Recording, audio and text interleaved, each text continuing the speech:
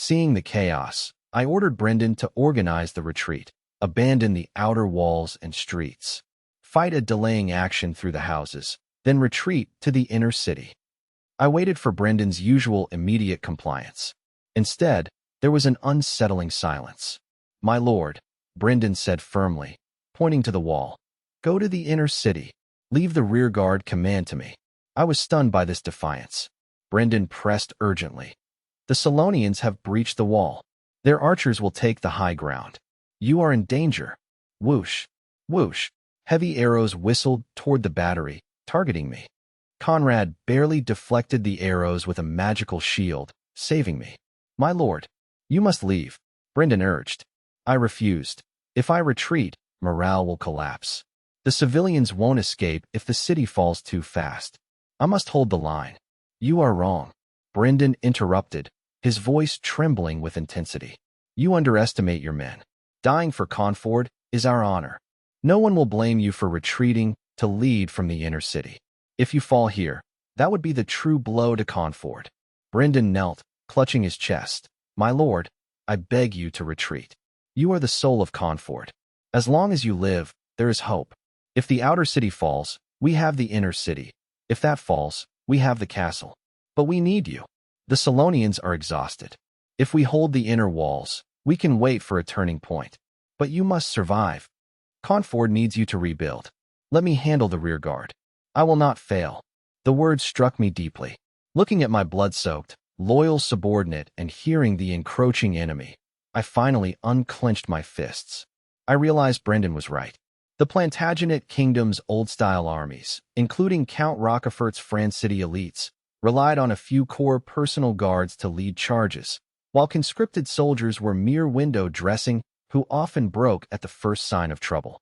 The bravery of the commander and his guards was the only thing holding the line. If they faltered, the entire army collapsed. The Conford army was different. Its core consisted of former slaves turned freemen who owned land, and refugees who had found new hope. They fought not for a distant king or noble, but to defend the homes they built and the Lord who gave them a new life. This sense of ownership and shared interest granted them discipline and tenacity far beyond traditional armies. They didn't need a lord to lead from the front to maintain morale. They knew they were fighting for themselves.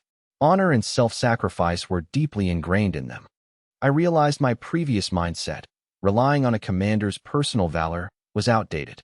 For an army with such high cohesion, my role as commander was to manage the overall strategy, ensure defensive integrity, and organize retreats, not to play the warrior on the front lines. My safety was vital to the resistance, far more important than a momentary boost in morale. Brynden was more far-sighted and composed. Understanding this, I felt a surge of gratitude toward Brynden. I took a deep breath, my stubbornness replaced by calm resolve. I helped Brynden up, my gaze firm. "Brynden, you're right. The warriors of Conford deserve my trust. Take command.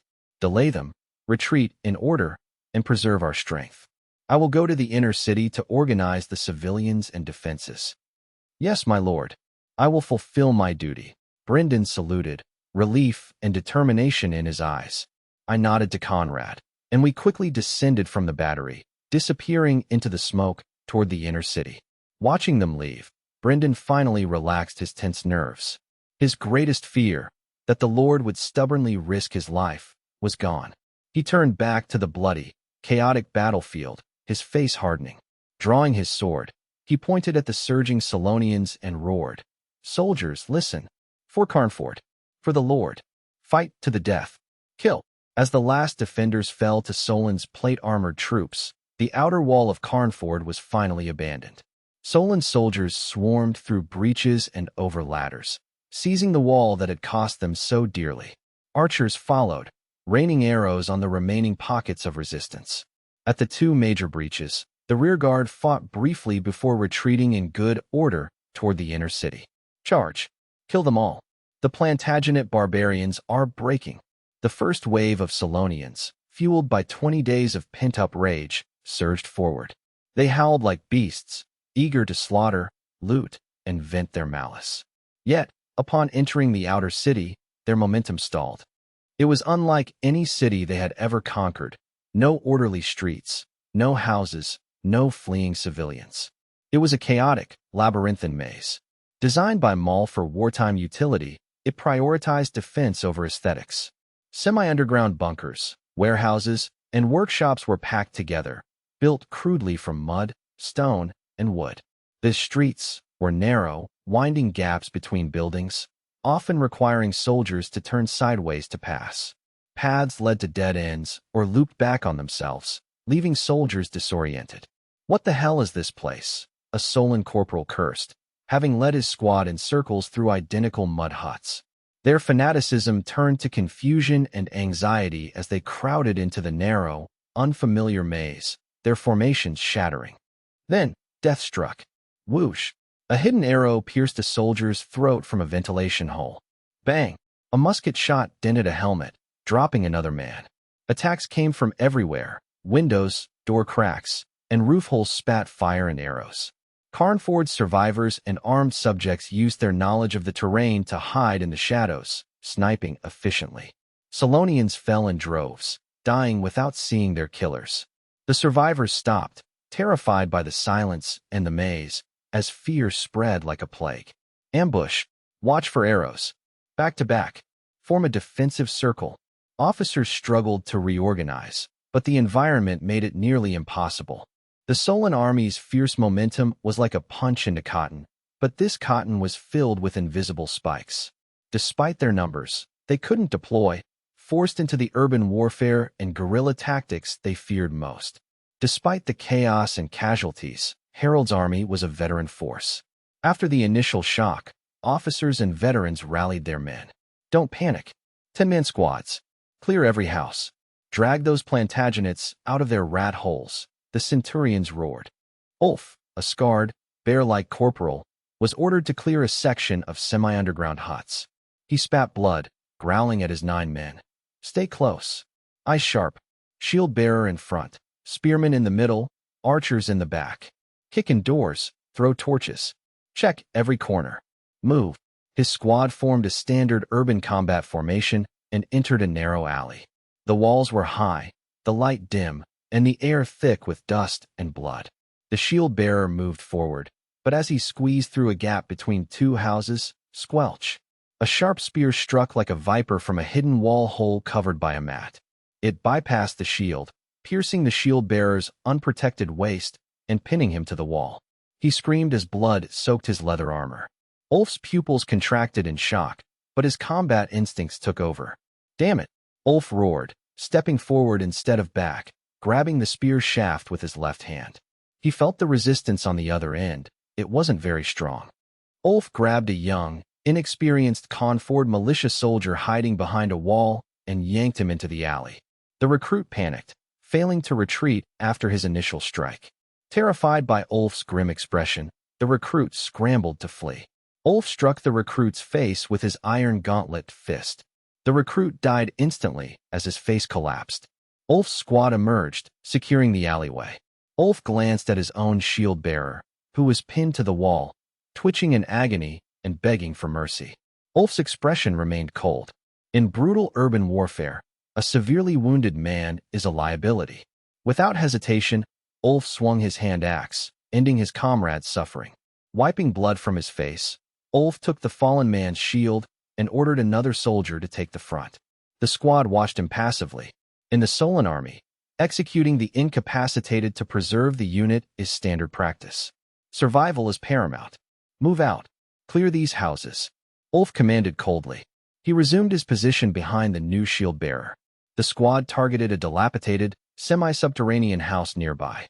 Ulf ordered the shield-bearer to lead the breach while the others covered the flanks and roof.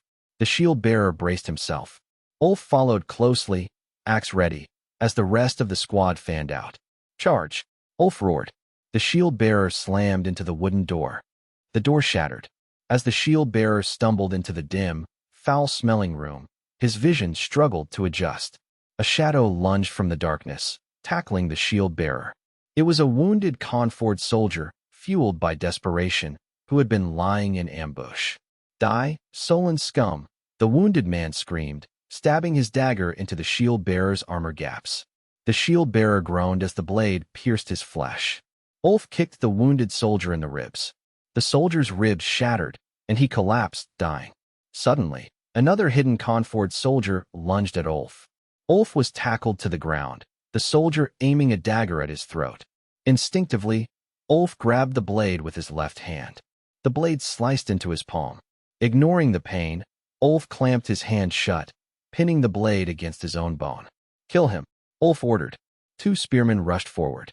They impaled the attacker, who slumped over dead. Ulf pushed the corpse aside, his left hand a bloody mess. He struck the corpse twice more with his axe to ensure it was dead. The room was empty of other threats. Ulf spat blood and wrapped his hand with a rag from a corpse. He didn't flinch. He tossed the shield to a spearman and ordered the squad to the next house.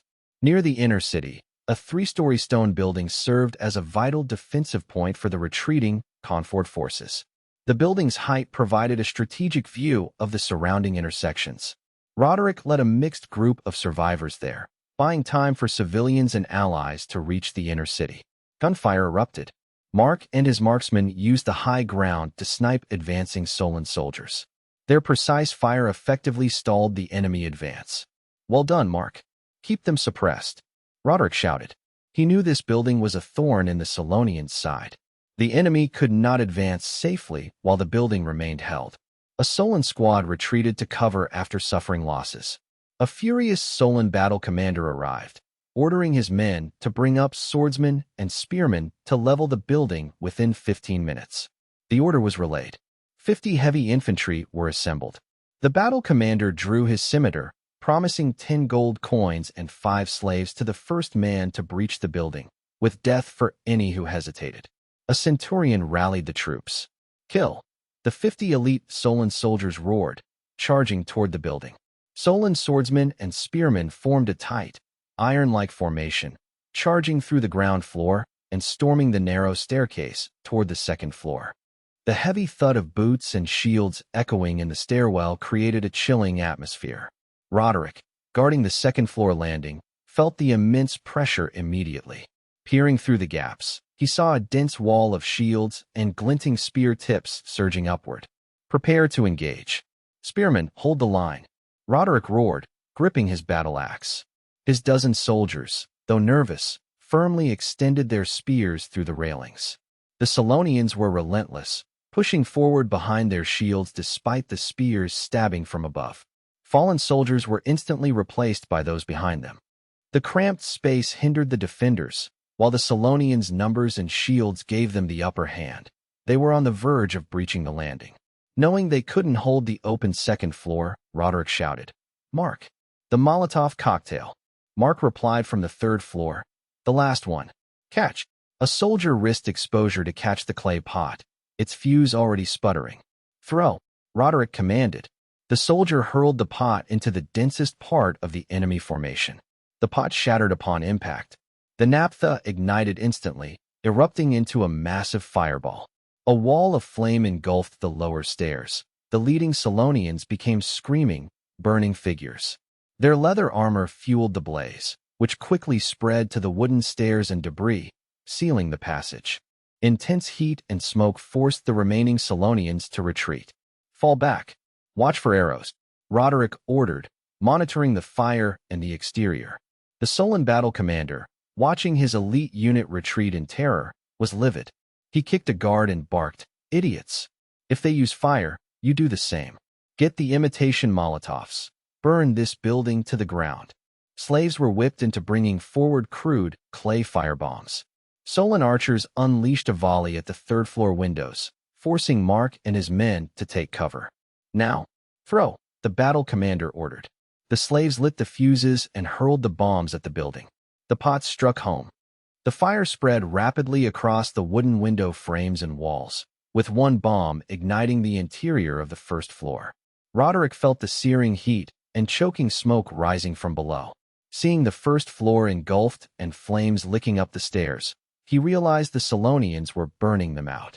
The wood and stone structure would soon become a death trap. The front entrance was blocked by archers, leaving no path for a direct breakout. "Mark, bring everyone down. The building is collapsing," Roderick shouted, his voice raspy from smoke. Mark and the remaining musketeers and archers stumbled down to the second floor. The second floor was now thick with smoke and heat. "Listen, no way out," Roderick said to his desperate men. "Jump from the rear window and run for the inner city. Every man for himself." The men exchanged fearful glances. A 5-meter drop was risky, but the fire behind them and the enemy below left no choice. "Good luck," Roderick shouted, charging toward the rear window. I smashed the frame and leaped. I landed with a roll, shaken but uninjured. I sprinted toward the inner city, prompting the battle commander to scream, "They're jumping! Shoot them!" Arrows rained down, mostly missing me. The other defenders followed suit. Mark jumped, landed, and fired a shot at the pursuers to cover his comrades. One soldier was shot mid-air and killed by the pursuing Solonians. Another broke his leg upon landing and was quickly overwhelmed. The scene was chaotic. Men were dying, falling, or being captured. Mark fired 2 more shots, dropping a pursuer, but had to retreat as the main Solon force closed in. Only Roderick, Mark, and 2 others managed to vanish into a narrow alleyway.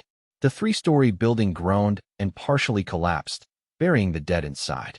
The 4 survivors sprinted through the maze-like ruins of the outer city. Their lungs burned with every breath of smoke and blood-scented air. Survival instincts drove them forward, but the chaotic layout left them disoriented. They dodged potential arrows, unaware they were running deeper into the Solon-controlled zone instead of toward the inner city. "Boss, something's wrong." Elton, a recruit, gasped. "We've been running forever. Why are we still surrounded by fighting?" Roderick stopped, gasping for air, his heart pounding. He realized Elton was right. They should have reached the inner city walls by now, yet they were surrounded by burning semi-subterranean houses. "Damn it," Roderick cursed, forcing himself to stay calm. "Mark, crouch," Roderick ordered. Mark braced himself against a wall. I stepped onto Mark's shoulders, grabbed the edge of a low roof, and hauled myself up. Crawling on the roof, I scanned the area through the smoke. When I spotted the familiar stone wall marking the inner city boundary, a chill ran down my spine. We had run the wrong way. The inner city was in the opposite direction. We were deep in the dangerous outer city. I quickly memorized the route back to the inner city and slid off the roof. "How is it, boss?" Mark and the others asked nervously. My face was pale. "We went the wrong way. The inner city is that way. We're deep in the outer city. We must turn back." Before I could finish, a wooden door nearby burst open. 5 Solon soldiers stumbled out, nearly colliding with us. Both sides froze. The Solon soldiers were blood-stained, their leader holding a dripping hand axe. My group wore clear Carnford army uniforms. It was a fight to the death. Plantagenet savages, the Solon leader, Ulf, roared, swinging his hand axe at me. I instinctively leaned back and blocked with my left arm. The axe sliced through my leather armor, drawing blood. I narrowly avoided losing my arm. "Kill them," the other Solon soldiers charged. Mark fired his flintlock musket at the nearest enemy. The shot rang out, and the Solon soldier collapsed, chest blooming with blood. But at such close range, Mark was defenseless as another soldier lunged with a spear. Elton parried the blow with his own spear, sparks flying. I drew my battle axe to engage Ulf. Mark used his empty carbine as a club. Elton and the recruit fought back-to-back against the remaining soldiers. The narrow alley compressed the combatants into a suffocating space. The fight exploded instantly. I and Ulf clashed like wild beasts. Both were veterans who knew that only strength, speed, and ruthlessness mattered here. Clang, clang. Our axes collided with blinding speed, sending sparks flying and numbing our arms. I used heavy, sweeping strikes, while Ulf fought with snake-like precision, targeting gaps in my armor. We danced through blood and debris, every move a narrow escape. Nearby, Mark struggled against a soldier wielding an arming sword. Mark's musket was now just a club, which he swung wildly. The Solon soldier recovered quickly, parrying Mark's strikes and forcing him back with precise thrusts. Mark was on the defensive, desperately seeking an opening. Elton and the recruit were in the worst position, as their long spears were liabilities in the cramped alley. The shafts were too long to swing or thrust effectively. The inexperienced recruit panicked, his movements stiff. A Solon soldier caught the recruit's spear shaft and shoved, nearly disarming him. To save his arm from being severed, The recruit released his grip and stumbled backward. The sullen soldier grinned, raising his bastard sword to finish the recruit. "Bastard, take this," Elton roared, making a desperate, bold move. He slid his right hand to the middle of the shaft, turning his spear into a double-ended staff. He swung the weighted butt of the spear into the sullen soldier's ribs. The soldier grunted in pain and staggered, his killing blow missing the recruit. The recruit stared at Elton, trembling with relief. "Don't just stand there. Get your weapon. Back to the wall," Elton commanded, holding his spear in a defensive, hedgehog-like stance. The two sullen soldiers, enraged, launched a coordinated attack. Elton's mid-shaft spear grip proved surprisingly effective in the tight space. He used the spearhead to parry and the weighted butt to bash, keeping both enemies at bay. He held his ground, using the terrain and his weapon's versatility to block their advance. "Nice one, Elton," Mark shouted, encouraged by the sight. However, Elton's advantage was short-lived against such seasoned foes. The soldier he had struck earlier lunged forward, ignoring the pain, and grabbed the end of Elton's spear. "Let go," the soldier snarled, pulling with all his might. Elton's grip slipped, the spearhead flew upward, and his defenses collapsed. The other soldier seized the opening, thrusting his bastard sword toward Elton's chest. Elton, the recruit, seeing his comrade in danger, felt a surge of courage overcome his fear. He threw himself like a cannonball at the attacking soldier. Bang! They crashed to the ground together. The recruit's desperate strength pinned the soldier. He clamped onto the soldier's sword hand, struggling to disarm him. The soldier struggled, raining blows on the recruit's back. They rolled on the ground, fighting for the sword. Elton couldn't help. He was locked in a stalemate with the other soldier, who was pulling his spear and kicking his legs. The alley became a scene of grim deadlock, everyone drenched in sweat, blood, and mud. The narrow alleyway was filled with the sounds of heavy breathing, roars, clashing blades, and the dull thuds of fists hitting flesh. As the four groups remained locked in a deadly stalemate, the thunderous, rapid sound of hooves suddenly echoed from afar, approaching at high speed. Roderick, struggling against Ulf, felt a chill run down his spine. The heavy, rhythmic thundering clearly signaled multiple riders. Deep in the outer city, far from the inner city defenses, these riders were likely sullen soldiers, or something even worse. Ulf heard the hooves too, his initial shock quickly replaced by wild joy, assuming his own cavalry had arrived to clear the area. Seizing the moment of Roderick's distraction, Ulf's eyes flashed with murderous intent. Ulf roared, exerting his full strength to shove aside Roderick's battle axe before slamming his shoulder into Roderick's chest. Roderick stumbled backward, and Ulf pinned him to the ground, raising his blood-stained hand axe to strike at Roderick's face. As the blade neared his nose, Roderick's survival instinct kicked in. He lunged upward, gripping Ulf's wrist with both hands. They engaged in a brutal test of strength, with Ulf using his superior position to press the blade inch by inch toward Roderick's brow. Veins bulged on Roderick's forehead, his eyes bloodshot as he felt the icy touch of death. Ulf's twisted face loomed over him, filled with the cruel satisfaction of a hunter about to finish his prey. As Roderick's strength faded and despair set in, he felt the breath of the Grim Reaper. Then, like a black lightning bolt, I surged into the alleyway with unstoppable force. Roderick caught a glimpse of a magnificent black warhorse in me, cloaked in dark robes. I leaned low, leveling a long lance that shimmered with a lethal, cold light. A moment later, a sickening sound erupted. The lance pierced Ulf's chest and exited his back as easily as paper, the bloody tip grazing Roderick's cheek. Ulf's grin froze into shock, his strength vanished, and his hand axe clattered to the ground. He gasped, but only blood and viscera poured from his mouth. With a surge of irresistible force, the lance lifted Ulf off Roderick, tossing him through the air like a rag doll. My black horse thundered past the fallen Roderick, its hooves vibrating against the ground near his ears. Roderick lay gasping, staring in disbelief at me. I controlled the reins with one hand while keeping the lance steady, with Ulf still impaled upon it. Ulf's body twitched on the lance, emitting faint, inhuman gurgles. As I rounded a corner, I flicked my arm, tossing Ulf's body against a distant wall with a dull thud. I didn't even glance at the survivors, vanishing out the other end of the alley like a phantom, leaving behind only the fading sound of hooves.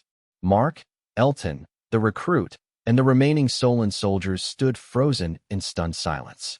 Roderick sat up, wiping the blood from his face, his eyes filled with shock and lingering bewilderment.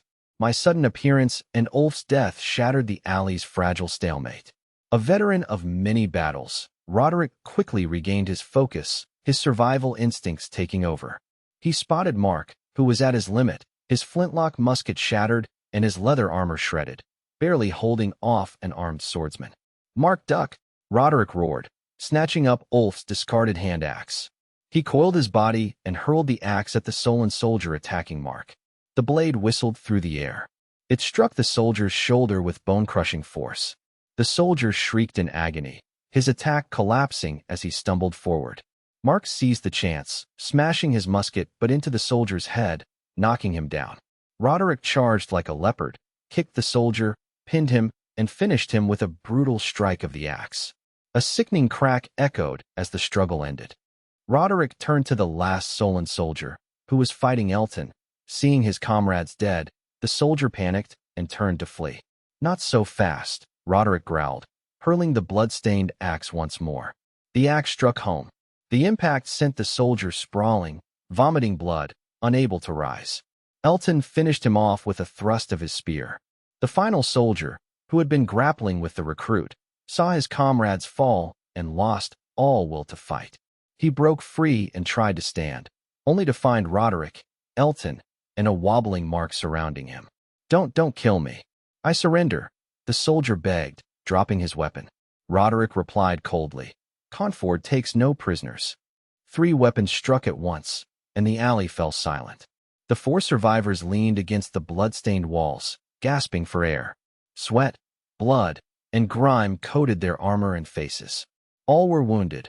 Mark needed Elton's support, and the recruit was trembling, still in shock. But they were alive. They exchanged silent glances, the bond of those who had survived the brink of death unspoken. Roderick took a deep breath. No time to rest. The noise will draw more Solon soldiers. We must move. He retrieved his battle axe and the hand axe, while Mark picked up his damaged flintlock. Move. Follow the route to the inner city. Roderick led the way, dragging his weary body back into the labyrinthine ruins. Mark and Elton followed, supporting each other, with the recruit close behind. They had to reach the inner city before the Solon army completed its encirclement. Roderick and his 3 companions sprinted through the ruins, following their memory of the path. As they neared the inner city, the sounds of battle grew louder, now accompanied by the thunder of approaching hooves.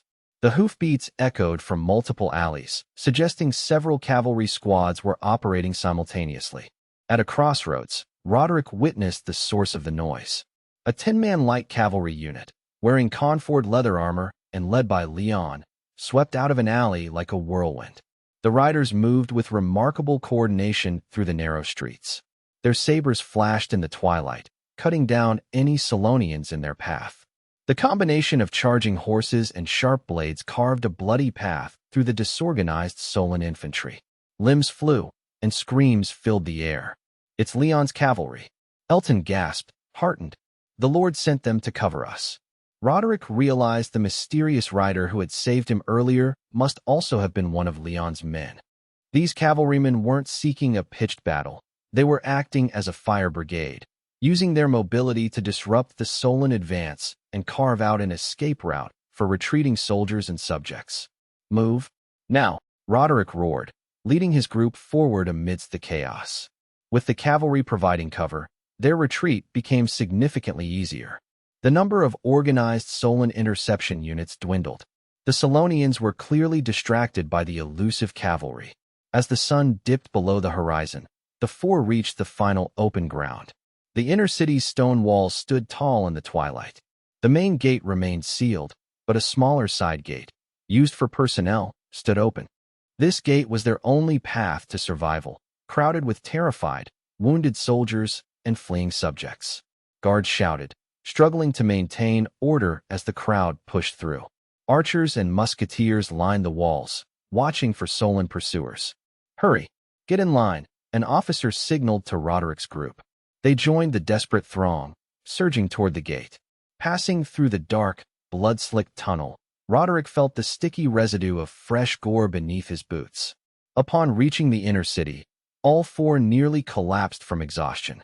Though the inner city was cramped with tents and filled with the cries of the wounded, it was at least free of immediate slaughter.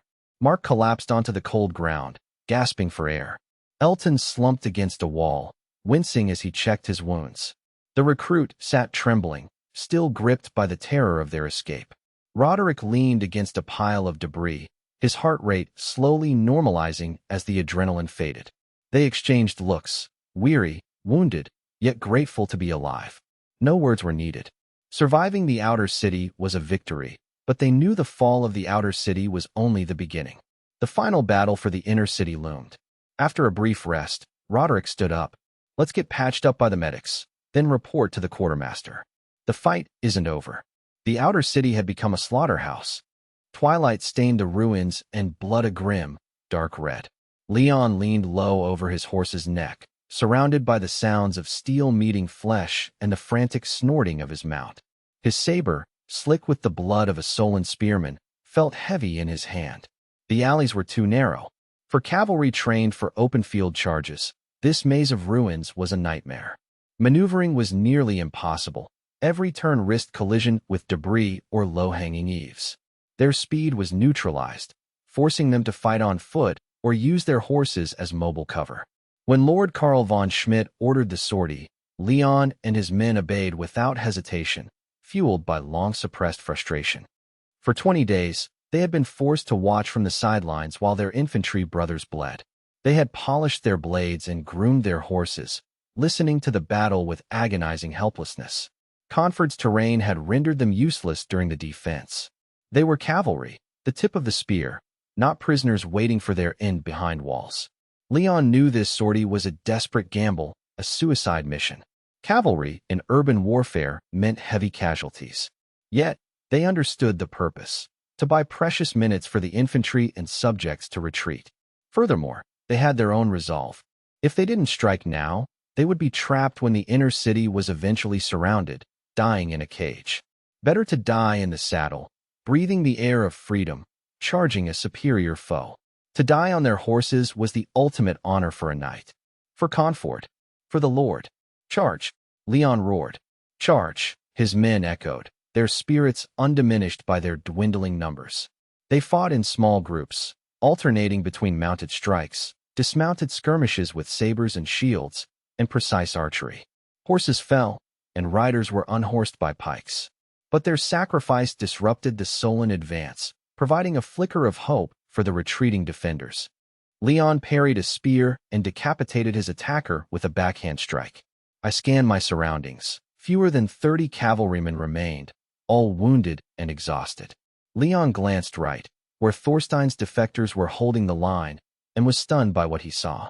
These former Solon soldiers fought with a ferocity surpassing even the veteran Conford troops. I watched a Solon cavalryman get unhorsed by a hammer-wielding infantryman.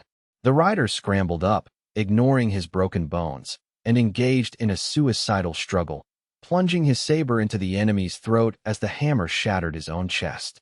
There was no hesitation in their eyes, only the desperate madness of those with no retreat. Leon realized they knew Harald would show no mercy to traitors. Death in battle was far better than the torture awaiting them. They fought not for Conford, but for their own slim chance at survival. All for the sake of living, Leon thought, but there was no time for reflection. I looked toward the inner city. The flow of people had thinned, and the heavy gate was creaking shut. Time is running out. I must signal Thorstein to retreat. I decided.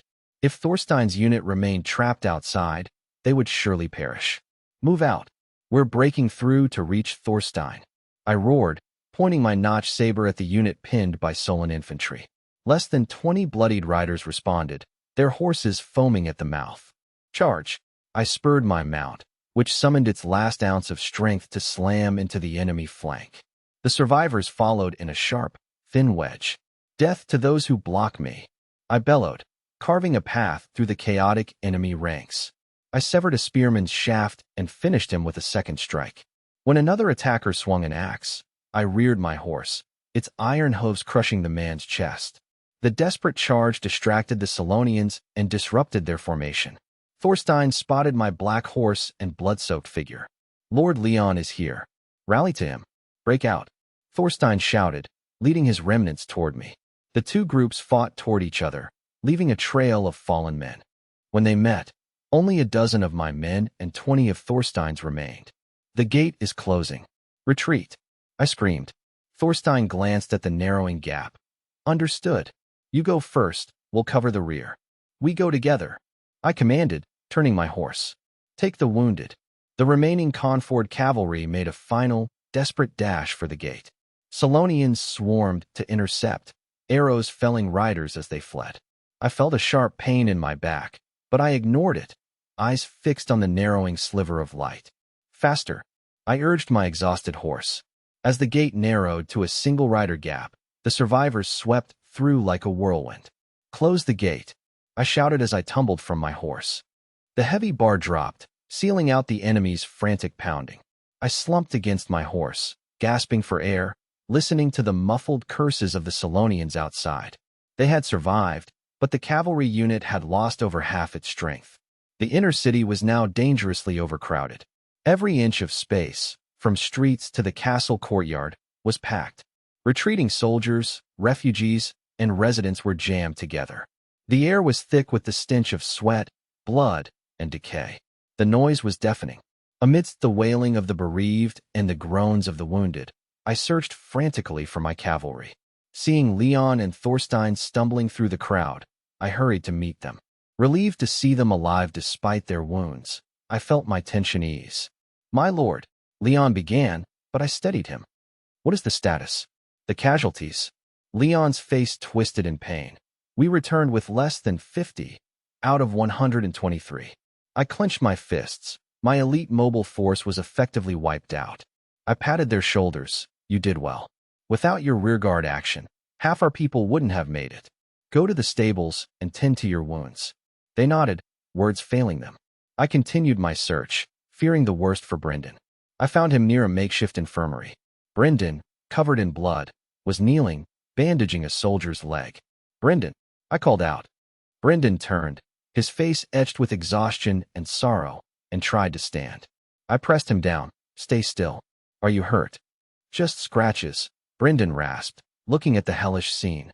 "We did our best, but the outer city is lost." His voice was heavy with self-reproach. I gripped his shoulder. "No, Brynden. You performed a miracle. Bringing the people back was the greatest victory we could hope for. We still have the inner city," I continued, my voice firm. "The walls are stronger, and our supplies hold. Harald has suffered heavy losses. If we hold here, we may yet turn the tide." Brynden looked at me, seeing the flicker of doubt behind my forced composure, and knew the words were meant more for comfort than reality. The inner city could not withstand endless attrition, and the Solon army held an absolute advantage. He nodded heavily, responding hoarsely, "Yes, my lord. We will hold until the end."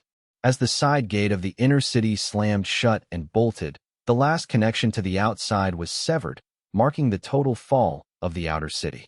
The final rays of sunset vanished, and night descended upon the ravaged land. The outer city was not silent. Desperate, sporadic resistance echoed from the ruins. These were the few remaining Conford soldiers and subjects making a final, hopeless stand.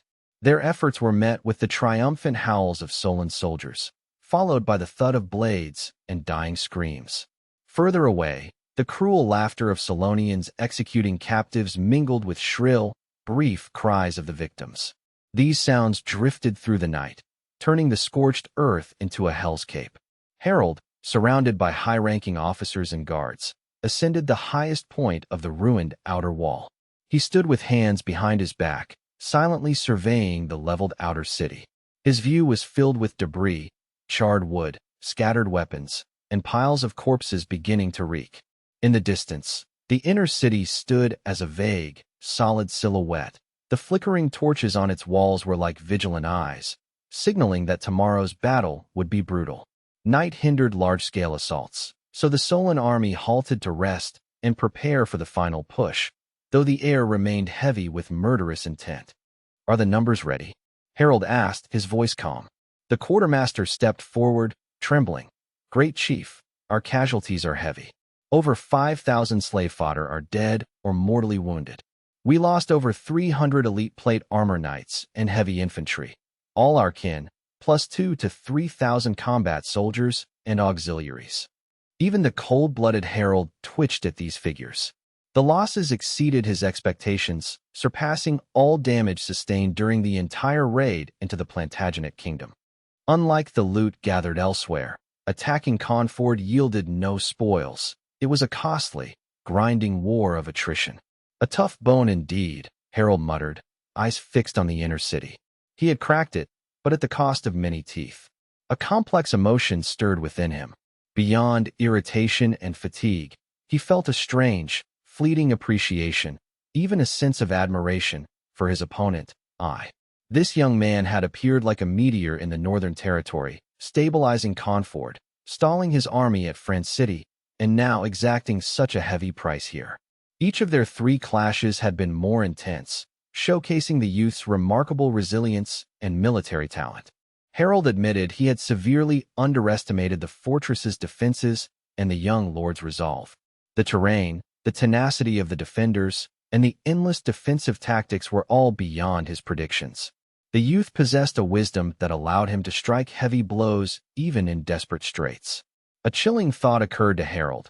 What if every city in the Plantagenet kingdom were as difficult to take as Conford? If every general were as loyal and capable as this young lord, the Solon tribe would never have survived, let alone raided the Black Forest grassland. The decay and infighting of the Plantagenet kingdom were the only reasons the Solonians had succeeded thus far. Conford and I were like a mirror, reflecting the power the kingdom possessed but had buried. Had he not brought his full force of 100,000, he never would have broken this place. Leon observed the mood and remarked, "Great chief, these Conford defenders are the most stubborn I have ever seen. Even after the wall fell, they fought so hard in the urban warfare that it is chilling." Harald nodded slowly. Indeed, a group of former refugees and slaves, forged into such an iron army. If he were given time to grow, the Northern Territory would truly change. Leon bowed. Exactly. It is fortunate you had the foresight to crush him with thunderous force before his roots took hold. He hesitated, then added, though such talent, if he could be used by Solon, would that not be a great gain? Harald smiled coldly. Impossible, Leon. You don't understand his kind. His roots are in Plantagenet. His faith is in protection, not conquest. Making him surrender would be harder than killing him. His tone held a strange, respectful certainty. Besides, I do not want him to surrender. He turned to his officers, his voice rising with decisive authority. Tomorrow, bring up the captured cannons, blast open their gate, and launch the final assault. After the order, the officers dispersed. The wall returned to silence, save for the crackling of torches. The cold wind whipped his hair as he stared at the looming silhouette of the inner city. The flickering torches on the walls looked like the eyes of a beast that refused to close. Harald's lips curled into a complex smile, as if holding a silent dialogue with his unseen rival. He whispered into the night, "Good night. Enjoy this last peaceful night. It will be the last good dream you ever have." He turned and descended the wall. Meanwhile, inside the inner city of Conford, I inspected the defenses. It was now difficult to distinguish between veteran soldiers and the terrified, young subjects who had been armed. The brutal fighting had shattered all organization. The remaining force of less than 100 was a desperate mix of wounded soldiers, militia, and civilians. The air reeked of blood and herbs. I walked slowly along the wall, checking every position. The soot-covered soldiers struggled to stand and salute, their eyes reflecting a mix of reliance, determination, and a faint sense of relief at seeing their leader. I offered no grand speeches, only a standard military salute to every soldier. I patted the trembling shoulders of young recruits, checked bandages, and asked, "Are you afraid?" To their silence, I replied, "Well done. Our families are behind us. We have no retreat. Hold on. Dawn is coming." My voice was calm and steady, as if this desperate situation were within my expectations. This composure acted like a contagion, dispelling the soldiers' fear. Indeed, there was no retreat. If the inner city fell, their home was lost, and the Solonians would leave no one alive.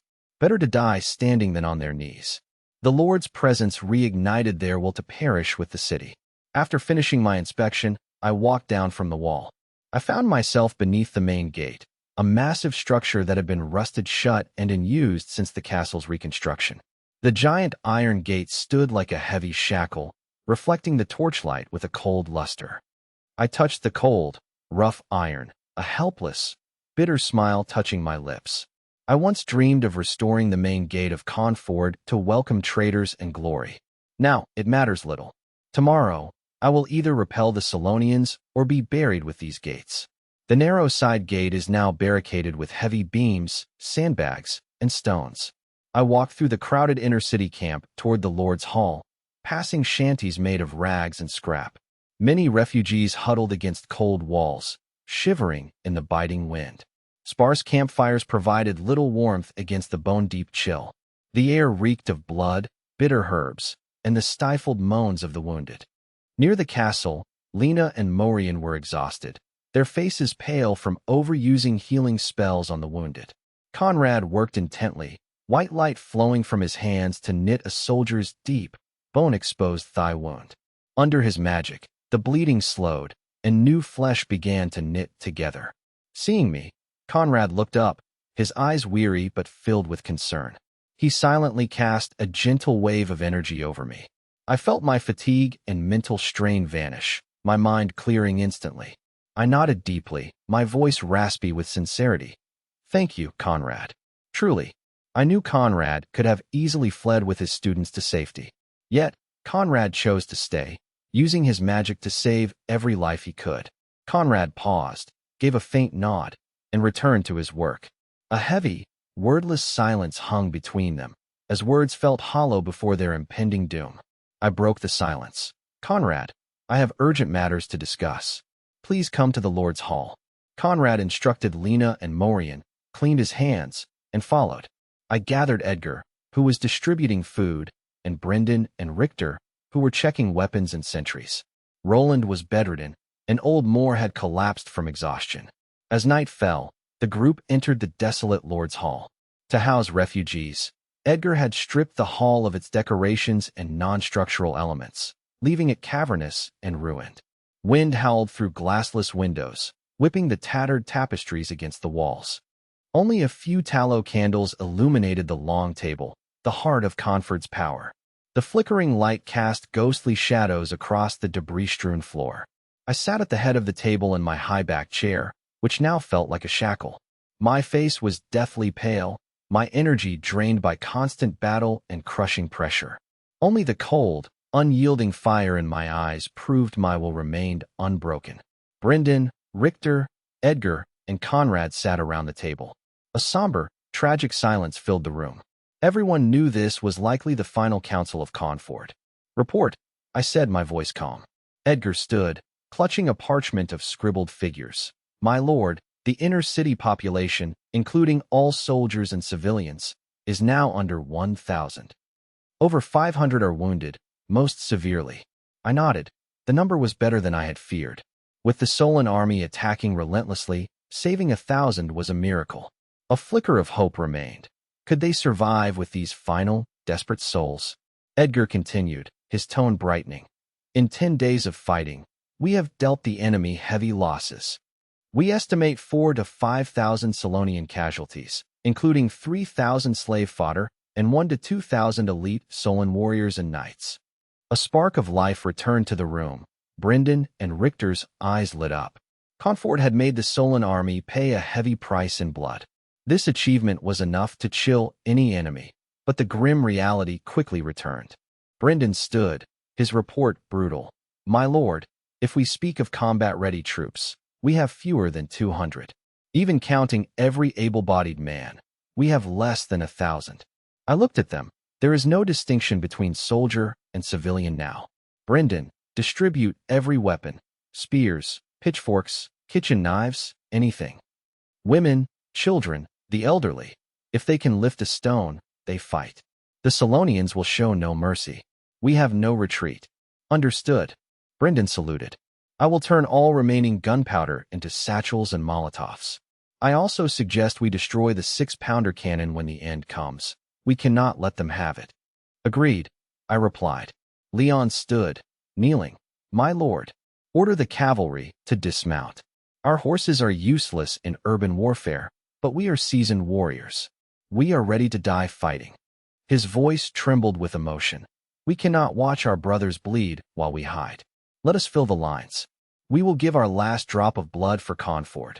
Thorstein, the former Solon battle commander, knelt beside him. His hesitation was gone, replaced by absolute resolve. My lord, we are ready too. We know Harald better than anyone. He will never forgive us, traitors. If the city falls, we die anyway. He looked at me with burning loyalty. You spared us and treated us with dignity. You gave us a new life. Now, we wish to repay that debt. Let us face Harald and prove our loyalty with Solonian blood. Seeing Leon, Thorstein, and the determined survivors, I felt a surge of complex emotions. I knew the cavalry's value, but with my forces hopelessly outnumbered, preserving them was pointless. I sighed. Very well. Leon, Thorstein, as Lord of Conford, I grant your request. The cavalry will join the infantry under Brynden's command. Distribute the weapons. Prepare for the final battle. Thank you, my lord. Leon and Thorstein bowed deeply. When they rose, their eyes held no regret, only the calm of men ready to die. I scanned the resolute faces around the table. The situation is clear. Return to your posts, comfort your men, check your gear, and rest. Tomorrow may be our last, but regardless, I, Carl, stand with you and every subject of Conford. No grand speeches, just a simple, firm promise. The group saluted and left the hall, their backs heavy with grim resolve. Only I and Conrad remained. In the flickering candlelight, the brothers sat in silence. Conrad spoke first, his voice flat. Lena and Morian are magically exhausted and mentally shattered. They cannot cast spells for some time. I felt a pang of guilt. Conrad, I'm sorry, I don't blame you, Conrad interrupted. Choices have consequences. But that's not why I'm here. Conrad's gaze turned grave. As their mentor, I must ensure their safety. Listen closely, Carl. If Conford falls tomorrow and the walls are breached, I will use unconventional means to extract them. I have a way to ensure their safe passage away from this battlefield. He paused, his voice dropping to a whisper that struck me like a hammer. And Carl, I can take you with us. Conrad watched his brother with deep, complex eyes. I stared back. The hope of survival was a blinding light in the darkness of the hall. With my brother's power, I could survive this certain death. I remembered my promise to my mother and my vow to Charlotte to return. I recalled that night, Charlotte clutching my arm, tears shimmering in the moonlight. Carl, promise me. If Conford falls, don't die for it. Break out, run to Friend City. No one will look down on you. Survival is everything. She had shed her pride, becoming only a woman terrified of losing me. Her plea weighed heavier than any knight's oath. The chance to fulfill that promise was right before me. One nod, and I could return to her, to my mother, and to life. The temptation was immense, but I crushed it instantly. I looked around the hall, picturing the soldiers and subjects holding their posts in the cold. I saw the faces of Brynden, Richter, Roland, Edgar, and Maul, those who had entrusted their lives to me. I felt the weight of the land I had spent a year building. I shook my head. Brother, I said, my voice choked but clear. Thank you for wanting to save me, but I cannot go. I am the Lord of Conford. This is my home, the land I swore to protect. My men are bleeding for me. My people are waiting. If I flee, even if I survive, I would live the rest of my life in shame. That would be a fate worse than death. I smiled bitterly at Conrad. Take Lena and Morian. They are the future. My fate is bound to Conford. When the curtain falls, shouldn't the protagonist be at the center of the stage? Conford is my stage, and tomorrow is the final act. My eyes, bloodshot from days of battle, burned with a clear, steady fire. I may not choose the ending, but I can choose how I face it, like a true lord, worthy of the sacrifices made. Tell Lena and Morian I am grateful, and tell anyone who remembers Conford that their lord stood until the end. Conrad listened, his expression unchanged, as if he had expected this. He looked at his brother with profound understanding and a hint of admiration for his courage. He knew I had made my choice. Conrad stood, smoothing his robes with elegant composure. "I understand," Conrad said, his voice heavy. "Take care, Carl." He turned and walked out of the dark hall with silent, steady steps. His figure paused at the door before vanishing into the night. I sat alone in the cold lord's chair. The candlelight stretched my shadow long across the floor. Outside, the night was deathly silent, save for the flickering lights of the Solon camp below, like the eyes of a hungry beast. Tomorrow, the sun would rise, and Conford would face its final judgment. On the path from Eagle's Nest Fortress to Conford, a massive army crawled northward like a snail. This was the reinforcement sent by Count Eisenberg under the king's orders, 10,000 soldiers of the Eagle's Nest Legion led by Sir Valerius. Sir Valerius, wrapped in a bear fur cloak, rode his horse with a face blue from the cold and eyes full of impatience. He glanced south toward the fortress, cursing the king and the meddlesome Friedrich. Between the weather, the road, and the doomed Conford, he saw this mission as a nuisance. He intended to drag his feet, hoping that by the time they arrived, the city would have fallen, allowing him to offer a hollow regret before turning back. A lone, swift shadow moved against the sluggish pace of the massive army. Friedrich hunched low over his horse's neck to minimize wind resistance. His face was grim, lips pressed tight, and his bloodshot eyes burned with unwavering resolve. He led 2 spare warhorses by the reins, rotating mounts to maintain maximum speed. He had borrowed these 3 elite northern steeds from Valerius's personal stables before departing. He knew that waiting for the slow main army meant arriving only to collect his brother's corpse. I couldn't wait, and I certainly couldn't. The biting cold stung my lungs, but I ignored it. One burning thought drove me. Reach Conford before it was too late. My youngest brother's face haunted my mind. I had always been silent and reclusive, easily overlooked in the grand ducal household. Friedrich, often away on campaigns, had little emotional bond with me. Yet, when news of the Battle of Conford spread, and he heard how I had repeatedly thwarted the Solonians with minimal forces, a surge of pride in their Schmidt family bloodline took hold. Learning that I chose to remain in the perilous northern frontier to rebuild and face Harald's 100,000-strong army alone turned that pride into deep admiration and concern. That was not the choice of a pampered noble, but the burden of a true knight and a man of integrity. He isn't even a knight, just a man without battle chi. Friedrich gritted his teeth. Yet he has shown more courage than many high-ranking generals. He must not die in that isolated castle. He is the glory of the Schmidt family. Imagining his brother bleeding out in the ruins, Friedrich whipped his horse, pushing it faster. Hooves shattered the frost, leaving tracks quickly buried by the snow. "Hold on, Carl. Just hold on," he silently screamed. "Brother is coming for you." Meanwhile, on the desolate coast of the southwest peninsula, unlike Friedrich's solitary dash, another rescue force trekked through the wilderness in grim silence. Count Rockefeller's North Wind Squad, 500 elite soldiers, each at least a first-rank knight, had crossed the frozen North Sea Strait and were now on the final, most dangerous leg to Conford. The environment was brutal, pathless, snow-covered hills and frozen earth. The wind was relentless, visibility was near zero, and the cold was lethal to exposed skin. The squad marched in silence, faces wrapped in scarves, eyes sharp and determined. Their white camouflage was encased in ice. They moved silently to conserve heat. Nature had already claimed 10 men, not to battle, but to the frozen sea. 3 days ago, the ice had shattered without warning, plunging a squad and their supplies into the frigid depths. Rescue was impossible. Consciousness was lost in minutes.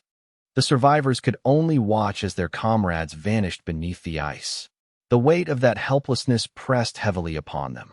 Laurent led the vanguard, his gaze fixed north, as if piercing the storm to see the besieged castle. Every loss felt like a knife wound. These were the finest seeds of France City, entrusted to him by the Count. Though the blade was chipped before it could strike, he could not stop or show weakness. He was the backbone of this force. He had to complete the impossible. "Pick up the pace. Do not fall behind," Laurent commanded, his voice muffled but firm. He knew every delay increased the risk of Conford's fall. The men gritted their teeth, dragging frozen limbs forward without complaint. They understood the mission, not just to save Lord Carl, but to secure the future of France City and the northern frontier. Laurent looked toward the northern horizon, echoing Friedrich's silent prayer. "Hold on, Lord Carl. We are on our way." Inside the main hall of Conford Castle, order had collapsed into chaos. A catapult stone had smashed the dome, allowing winter winds and snow to extinguish the last warmth of the hearth. Debris, broken beams, and shredded tapestries littered the floor. The air smelled of gunpowder, smoke, and ice. I sat alone in my high-backed chair. I wore polished plate armor scarred by battle. My helmet and sword rested on the dust-covered table before me. The hall was empty, save for the howling wind and the distant, rhythmic drums of the Solon army, the sound of approaching death. I surveyed the ruins with calm eyes. This was the center of my power, the symbol of my hard-won home, now shattered. Yet, this ruin gave me a quiet, resolute air forged in blood and iron. Shedding all noble pretense, I remained a warrior facing the end. Supplies were gone, the walls had fallen, and the enemy was about to swarm in for the final, brutal urban warfare. As Lord, I would stand with my soldiers and subjects until the very end. My mind drifted back over a year. I had arrived to claim this desolate ruin with only 60 soldiers, a few hundred starving slaves, and the mockery of others. No one believed I would survive, yet I had transformed the ruins into a home for 3,000, built a loyal army, repelled the Solonians, and learned the joy of creation. I had even won the heart of a proud female knight. In 1 year, I had lived a life more epic than my previous 30. Power, duty, war, construction, love, I had tasted it all. It was brief, but magnificent. Now, only a grand finale remained. To die in battle, a fitting end for a lord. I strapped on my sword, took my helmet, and strode out toward the castle courtyard, my final battlefield. Pale morning light struggled through the gloom over the courtyard. It was packed with people. A mix of surviving soldiers, wounded men, and mobilized civilians. Even women and children clutching makeshift weapons. Thanks to past stockpiles and spoils, they were relatively well equipped with armor, spears, swords, pitchforks, and axes. A suffocating silence hung over them, devoid of panic or tears. The defenders were eerily silent, cleaning notched blades, checking damaged armor, and eating their final rations of black bread while gazing at the inner city wall. Though exhausted, their eyes held a numb, calm acceptance of their fate. No speech was needed. Everyone understood that today decided the fate of Conford and themselves. Life or death would be determined in the coming hours. I walked silently among the men who would die with me, meeting their gazes. I remained silent, knowing words were futile. In the eyes of my soldiers, I saw a shared, unspoken resolve to perish with their home. I climbed the stone steps to the inner city wall. Brynden and Richter awaited me, fully armed and covered in soot. "My lord," Brynden said, handing over a brass telescope. "The Solonians have brought up heavy artillery to breach the wall." I peered through the lens. In the Solon army's vanguard, a massive heavy cannon was already positioned. Captured Plantagenet gunners, forced by Solon overseers, were adjusting the aim. It was a formidable piece, far superior to Conford's 6-pounder, clearly a trophy from a fallen stronghold. Realizing the gate's defenses were now meaningless, I accepted that brute force had rendered strategy useless. "Order the retreat from the wall," I commanded. "Fall back into the inner city streets to prepare for urban warfare." This meant abandoning the inner wall for a brutal, chaotic house-to-house struggle. While costly, it was their only way to delay the enemy. Remaining on the wall would only make them target practice. "Understood, my lord." Brynden and Richter replied instantly. The order was relayed, and the garrison withdrew into the labyrinthine streets. I took one last look at the heavy cannon and descended the wall. I would fight to the last man in the ruins of the city I had helped build. In the ruined outer city, Harald watched from a ridge, surrounded by his generals. His focus was on the Elephant, a 9-pounder siege cannon captured from a Plantagenet stronghold. Once a weapon of the Plantagenet kingdom, it was now turned against them. Harald had avoided using such heavy artillery earlier because the low-angle shots were ineffective against the elevated city. Now, The situation had changed. Having occupied the outer city, he could fire directly at the inner wall. The gun is calibrated and loaded, great leader. The turncoat Leon reported. Harald nodded, signaling the order. Leon shouted, signal. Fire. A longhorn blast shattered the dawn silence. Boom. The 9-pounder roared, recoiling violently as a massive tongue of fire and smoke engulfed the position, shaking the ground. A heavy iron ball screamed through the air, striking the inner wall. Crash. The shot hit true, causing the stone wall to shudder and spray debris. A deep crater formed, with cracks spiderwebbing across the surface as masonry rained down. Though the wall stood, the destructive power was clear. Harald smiled coldly at the damage. He envisioned the wall crumbling under sustained fire. Reload. Keep firing. Bring it down, he commanded, determined to reach the Lord's castle by sunset. The roar of the cannon ceased, leaving a tense, acrid silence. The gunners cleaned the barrel with wet brushes, the hot metal hissing and steaming. They reloaded with a silk-wrapped charge and a 9-pound iron ball, ramming it home. The captured gunners worked with professional efficiency. After 2 more shots, the cannon grew too hot and had to cool. Leon quickly approached Harald, fearing his displeasure. Great leader, the iron barrel is overheating. We must pause to prevent a burst. Forcing it could destroy the weapon and panic the troops.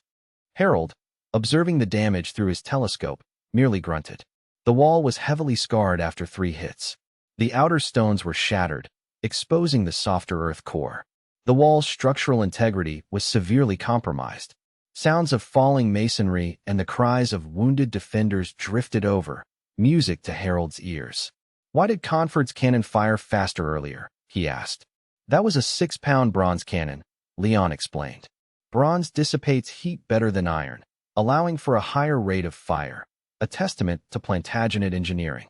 Leon realized his slip of the tongue and lowered his head. Harald noted the detail, ignoring the slip. Bronze dissipates heat better, he thought, filing the lesson away for future use. No matter, Harald said calmly. Let them rest. Let the defenders suffer in the uncertainty of the pause. He knew that anticipation was often more effective at breaking an enemy than continuous bombardment. Rochefort turned his horse, leading his generals toward the command tent. The bombardment paused, but he held the initiative. He used this interval to confirm his units were ready to strike the moment the wall breached, leaving the Carnford garrison no time to recover. Victory was near. Inside the inner wall's passages, chaos reigned. Thick, acrid smoke filled the air, choking the lungs and stinging the eyes. Visibility was near zero. Debris rained down, clattering against armor. The walls groaned, but because I had wisely moved most troops to the streets, casualties were minimal. Physical safety, however, did not shield them from psychological trauma. The earth-shaking roar and the sight of their fortress crumbling left the soldiers paralyzed by fear. Morale plummeted. Boom! More shells slammed into the wall, the impact vibrating through the structure. Boom! The impact was closer. The wall shook violently, and a section of the parapet collapsed outward. Stone and rubble poured down like an avalanche, leaving a gaping hole. Debris pelted me, my helmet ringing from the strikes. Through the dust, I saw the outer masonry destroyed, exposing the soft, rammed earth core. The wall was structurally compromised. They're firing again. Watch out, Brynden warned. The Solonian artillery continued unabated. Boom! A shell struck the exposed core, causing the wall to collapse inward, taking the remaining parapets with it. A massive cloud of dust swallowed the breach, accompanied by the roar of crumbling stone. The wall is breached. They're coming, the survivors cried. Shut up and fight, Brynden roared. Spearmen to the breach. Musketeers to the high ground. I inhaled the cold, smoky air, forcing my heart to steady. I lowered my visor with a click. The metal pressed against my face, narrowing my vision and muffling the world. This isolation brought a strange, focused calm. My hand trembled on my sword hilt. I cursed the king and Eisenberg. Damn you, Heinrich. I've held off 100,000 Solonians for a month, and you leave me to die without reinforcements. A bitter sense of abandonment washed over me. Did Count Rochefort not come either? I wondered coldly. Despite telling myself not to hope, the reality of being forsaken stung. I had expected the governor to act, but they had been forgotten by the world. I shook my head, clearing the useless emotions. I focused, my gaze sharpening. The fight wasn't over. I would hold until my last breath for my men and subjects. This is my final battle, I thought, feeling a strange sense of relief. I looked at the faces around me. To die alongside such brave men was an honor. The silence broke. Drum, drum, drum. The Solonian war drums signaled the final assault. The Solonian soldiers roared, charging like a pack of wolves. They swarmed the ruins toward the breach. They're coming. Hold the line, Brynden shouted. The survivors rushed to the jagged, debris-filled defense line. They used stones and sandbags to form a final, thin barrier. Spearmen leveled their weapons. Archers and musketeers sought firing angles on the slope. The Solonian vanguard charged into the smoke, their momentum unchecked. The defenders struck back. Bang! Thwip! Precise fire erupted from the ruins. Arg! The lead Solonians fell, struck in the throat or eyes. The charge faltered. Don't stop. Spread out. Climb! A Solonian centurion screamed. The soldiers dispersed, scrambling up the slope like lizards. This tactic provided cover and reduced their profile. The treacherous, slippery slope slowed them down, giving the defenders easy targets. Archers and musketeers picked them off, sending soldiers tumbling down and causing chaos in the ranks below. The Solonians pressed forward with overwhelming numbers and reckless ferocity, slowly but surely reaching the breach. Finally, the bravest Solon soldiers scrambled up the rubble, their heads and shoulders emerging at the top. Kill! The waiting spearmen struck instantly, their spears piercing the exposed faces and chests of the attackers. Arg! The sounds of flesh being punctured filled the air. The Solonians were run through before they could react, their bodies twitching as they tumbled back down the slope, leaving trails of blood. Cover them. Archers, fire. Throw javelins. Suppress them, the Solon officer roared. The Solonians below unleashed a volley of arrows and short javelins at the defenders' positions. Arrows whistled overhead. A javelin struck the stone barricade with a spark. A spearman was hit in the shoulder by a stray arrow and collapsed. Another musketeer was struck in the forehead by a thrown stone and fell, bleeding profusely. Fill the gap. Don't let them up. The defenders surged forward to replace their fallen comrades, continuing to strike down with spears and stones. A brutal, close-quarters tug-of-war erupted at the narrow breach. The defenders held the high ground with spears and rocks, while the Solonians relied on endless reinforcements and relentless climbing. The slope became a meat grinder, soaked in blood and littered with corpses. The battle turned into a desperate, lethal struggle for every second. The breach acted as a maw, hungrily consuming lives. Time seemed to stretch into an eternity. Despite the high ground, the defenders were vastly outnumbered. As the Solonians poured in, the defenders fell, and the breach grew wider. A Solon soldier finally crested the top, only to be turned into a pincushion by the defenders and knocked back down. But the breach was compromised. A Solon knight in heavy plate armor, shielding himself, successfully leaped onto the wall. He deflected spears with his shield and swung his battle axe, forcing the defenders back. A Solon spearman followed, quickly killing a green recruit. The pair fought back-to-back, creating chaos that allowed more Solonians to climb up. More soldiers swarmed the top, forming small, organized units to push the defenders back. With the line collapsing, Brynden, covered in blood, ordered a retreat into the city streets. Staying at the breach meant total annihilation. The surviving defenders retreated into the labyrinthine alleys. The Solonians roared in victory, securing the breach and flooding into the inner city. As they reached an open area, a cold command rang out. First squad, fire. A dense volley of musket fire erupted from the surrounding houses. Bang, bang, bang. Lead bullets tore through the Solonians, even piercing plate armor at this range. The charge stalled. Second squad, fire. Another volley mowed down the vanguard, throwing the Solonians into confusion. Survivors scrambled for cover. The Solon officer ordered. Archers, suppress them. Solon archers moved up behind shields to target the windows. They fired armor-piercing heavy arrows. The arrows rained into the windows, forcing the musketeers to retreat as the heavy shafts penetrated their defenses. Seeing the disadvantage, the musketeer squad commander ordered a retreat. The musketeers vanished into the maze of alleys. With the fire suppressed, the Solon army flooded into Confort. Harald watched from a high vantage point as his troops swarmed the city. He pointed to the Lord's castle. Focus all forces on the castle. Capture Lord I, dead or alive. He added a massive bounty. Whoever captures or kills me will be granted 10 villages, promoted to battle commander, and receive 5,000 silver coins. The bounty ignited the greed and ferocity of the Solon soldiers. The castle became the ultimate prize for every soldier. Catch me. Get the villages, they screamed. The soldiers abandoned the house-to-house clearing and rushed toward the castle.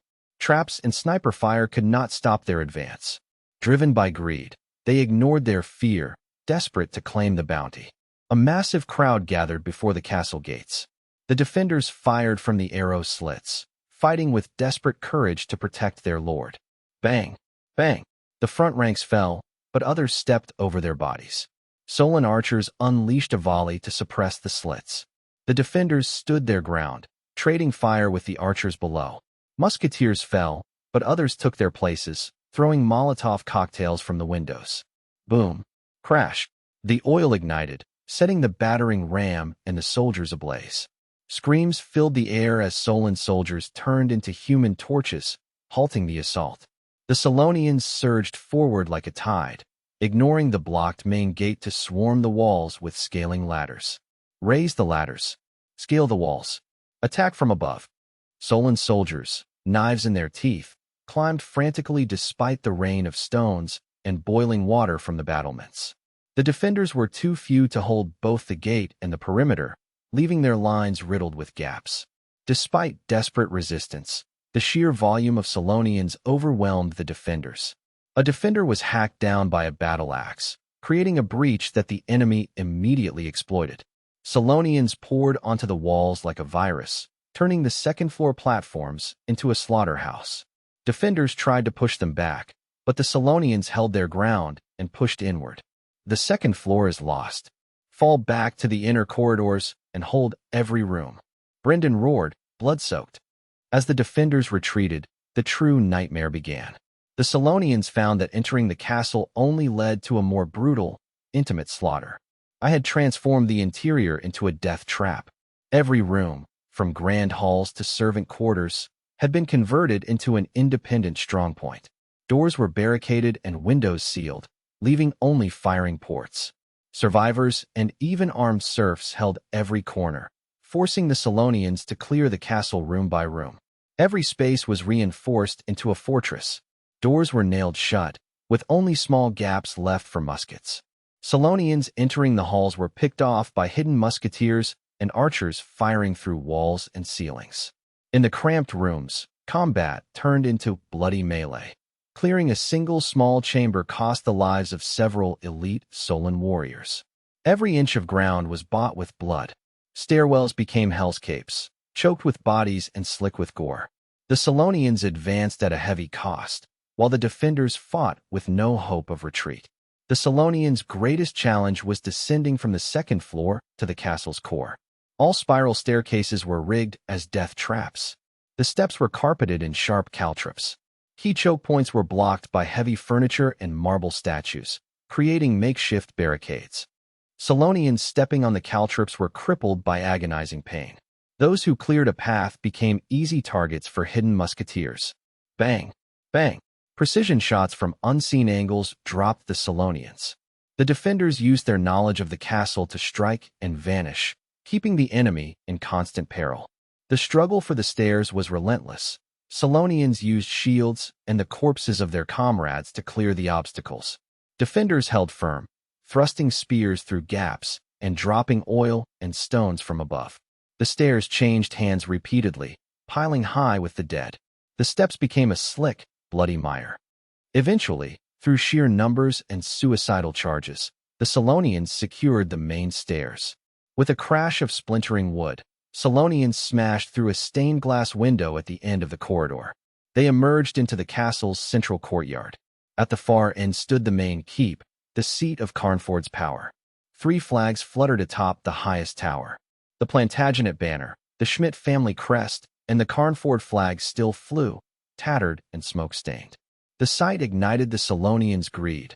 They knew I, the high-value target, was inside. Break the window. Seize me. For the village. For the battle commander.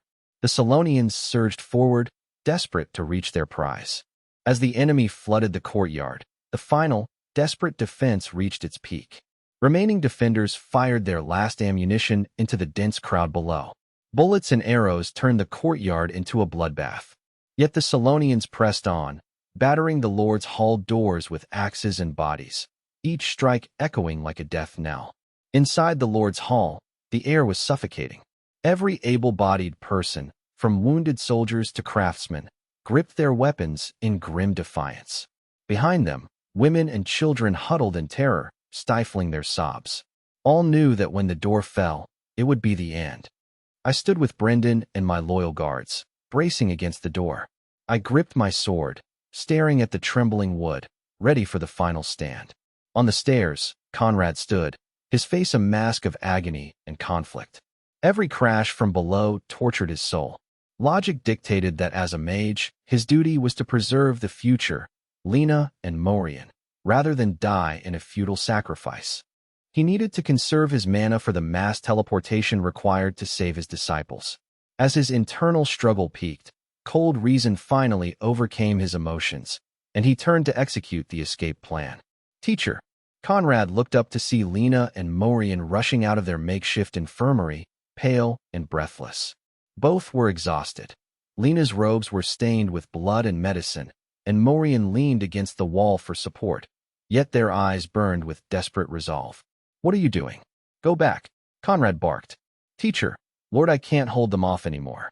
It's the final stand. We must help me. Lena cried, pointing toward the sounds of slaughter below, tears streaming down her face. I'm your brother. Will you just watch me die?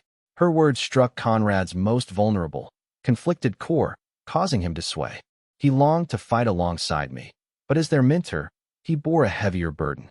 Enough, he snapped, his tone uncharacteristically harsh. War is for soldiers. Your battlefield is not here. Go back. Do not emerge without my orders. Lena stared in disbelief, tears falling, while Morian bit his lip until it paled.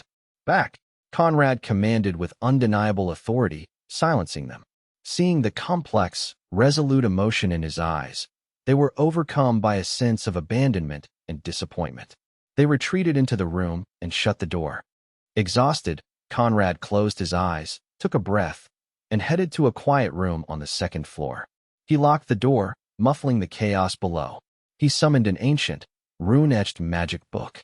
Finding a complex array, he raised his hand, blue magical energy flowing from his fingers. He chanted an obscure incantation, tracing the air with precision. A glowing, rotating teleportation array manifested in the center of the room. In the other room, Lena and Morian slumped against the door. The sounds of battle and the faint magical hum from Conrad's room reached them clearly. Lena buried her face in her knees, sobbing silently. Morian stared at the fire-reddened sky, his nails digging into his palms. They realized Conrad was preparing to teleport them away. He was abandoning Conford, Lord I, and everyone fighting below. A wave of helplessness and profound disappointment washed over them. They longed to fight, but they were too weak to choose. They were forced to flee like cowards under their teacher's protection. Must we only run? Lena asked, her voice hoarse. Morian didn't answer, his eyes burning with humiliation. The shame of fleeing stung more than death. Boom! With a deafening crash, the Lord's Hall's heavy spruce doors shattered under the impact of a Solon battering ram.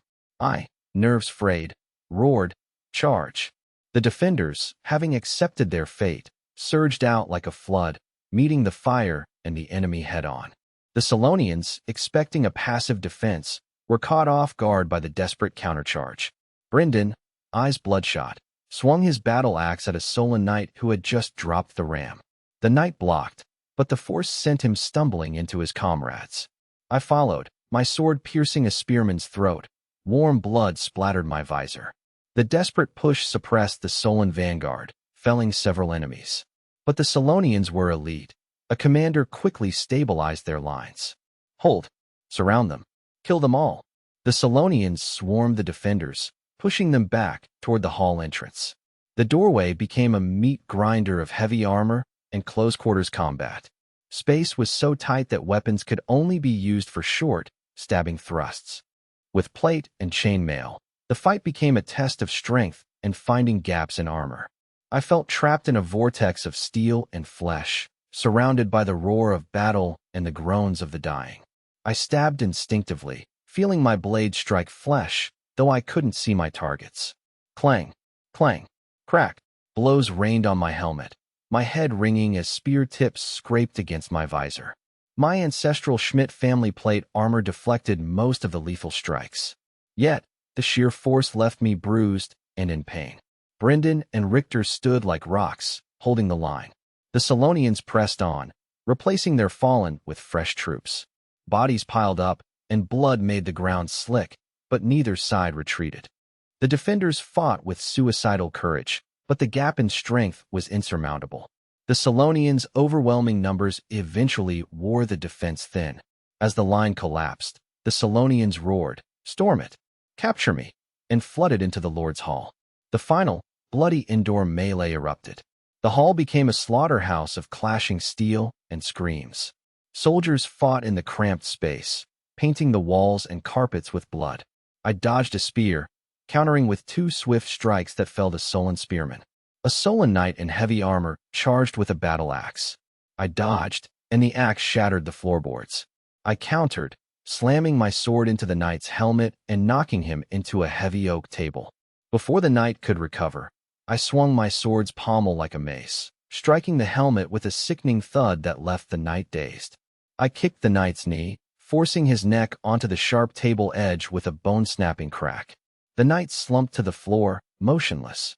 Just as I caught my breath, a new threat emerged. A scarred Solon veteran recognized me and lunged with greedy eyes. He tackled me, pinning me to the ground with his full weight. I hit the floor hard, losing my sword. The veteran pinned my arm and drew a dagger, sneering, "Die, Plantagenet bastard." The veteran aimed for the narrow slit of my visor, driving the blade toward my eye. Trapped and unable to move my arms, I watched the blue-tinged blade descend, paralyzed by the cold touch of death. I smelled the veteran's sweat and blood. Then, a sound, hum. A flash of silver light tore through the darkness, slicing through the veteran like a hot knife through butter. Warm blood sprayed across my visor, blinding me as the veteran froze. The veteran's expression of triumph turned to shock. His dagger-wielding arm went limp. I watched through the blood-smeared visor as the veteran's head was severed, blood geysering from his neck. The corpse collapsed onto me. I shoved the body off and scrambled up, gasping for air while wiping my visor. I looked toward the source of the strike. Standing at a broken side door was a middle-aged man in worn but polished knight plate armor. He held a simple sword, its blade shimmering with concentrated silver battle chi, the source of the lethal strike. It was Master Andre, despite his recent injuries.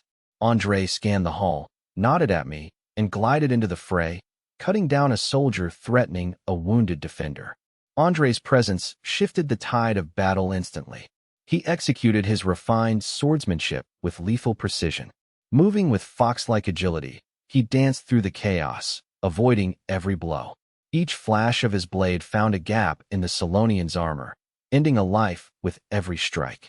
Using the environment as cover, he drew the enemy's focus, neutralizing their most aggressive attacks. Like a rock against a tide, he held back the Solon soldiers single-handedly.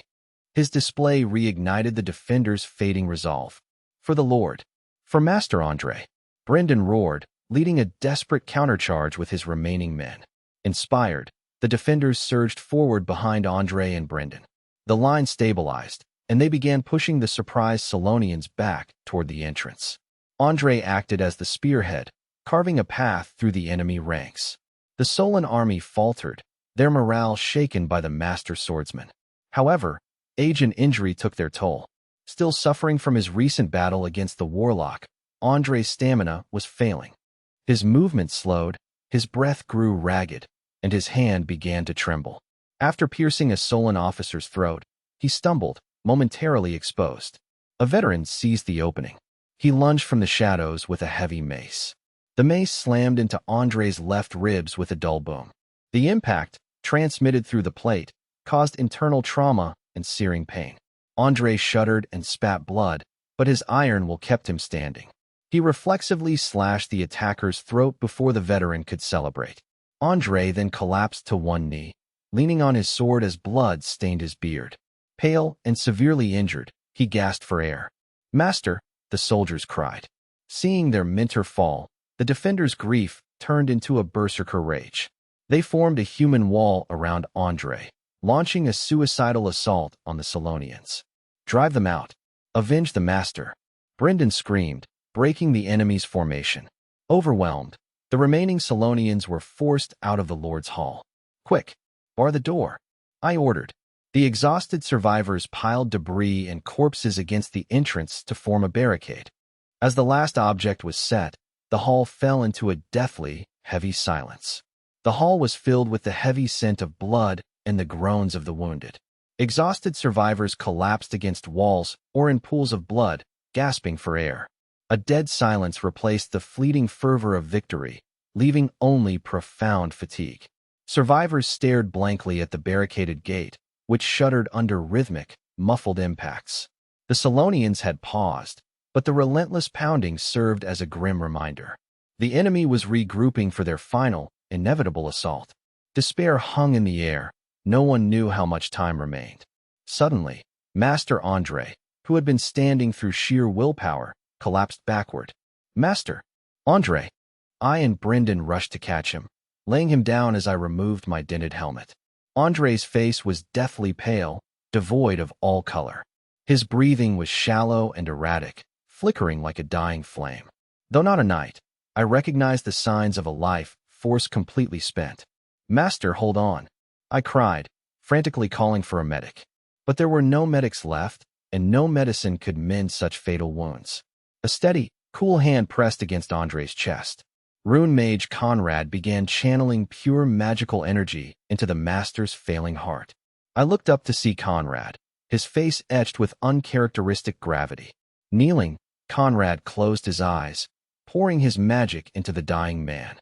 "Conrad, is he? Can he be saved?" I asked, desperate. Conrad stopped, sighing heavily. He burned his life essence and exhausted his battle chi. His organs are shattered. My magic can only grant him a final moment of consciousness. It is too late. I stood stunned, my mind blank as the world faded away. As I mourned, Andre's trembling hand reached out to grip my wrist. I looked down to see the master's eyes open. The once sharp eyes were dim but calm. Andre's lips moved, but his voice was a mere whisper.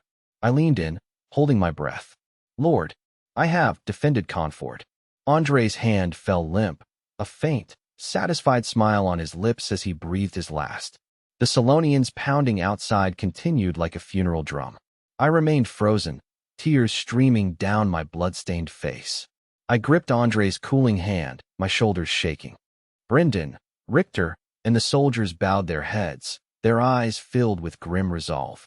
Conrad stood, watching the scene with complex emotions. He stepped back, gripping his staff and looking toward the room housing the teleportation array. The array flickered weakly. I rose with a final surge of strength. I silently removed my own battered helmet, clutching it to my chest. The soldiers followed suit, standing in solemn salute to their fallen master. I gazed at the peaceful smile on Andre's face. I wondered if the master's final words were meant for me or the late Lord Marcus. It no longer mattered. For a man who had wandered his whole life, dying in defense of his home was the ultimate honor. I had kept my promise and my honor. The salute ended, and the men donned their helmets again. I turned to Conrad, whose expression remained heavy. "Conrad, is the teleportation array ready?" I asked, my voice raspy. Conrad nodded slowly. "Yes, it is upstairs." He hesitated, then pleaded, "Carl, won't you come? There is still time. Lena and Morian are waiting." It was his final attempt to save his brother. I smiled wearily. Master Andre gave his life for Comfort. I am the lord of this land. I looked at my men. If I leave, how could I face the fallen? "I appreciate your kindness, brother." "Go," I urged. "Take Lena and Morian. Protect them, and stay safe yourself. Knowing you are alive will be my final peace." I turned away, afraid my resolve would falter. I addressed Brynden with a commander's steady tone. Brynden, help me move the master to the rear with the others. We cannot let the Solonians desecrate them. My intent was clear. We would burn everything, including our own remains, to deny the enemy. Brynden nodded, and together we carried Andre's body toward the fallen soldiers. Our movements were slow and ritualistic, a final act of respect. Conrad watched his brother and Brynden carry the body into the darkness, his lips moving silently, unable to voice his final words. I let out a long, heavy sigh, laden with helplessness and heartache. After one last look at the desperate defenders in the hall, I turned and climbed the stairs to the second floor. In the room above, the teleportation array flickered, a path to survival and a point of final farewell. I knew this was likely the end.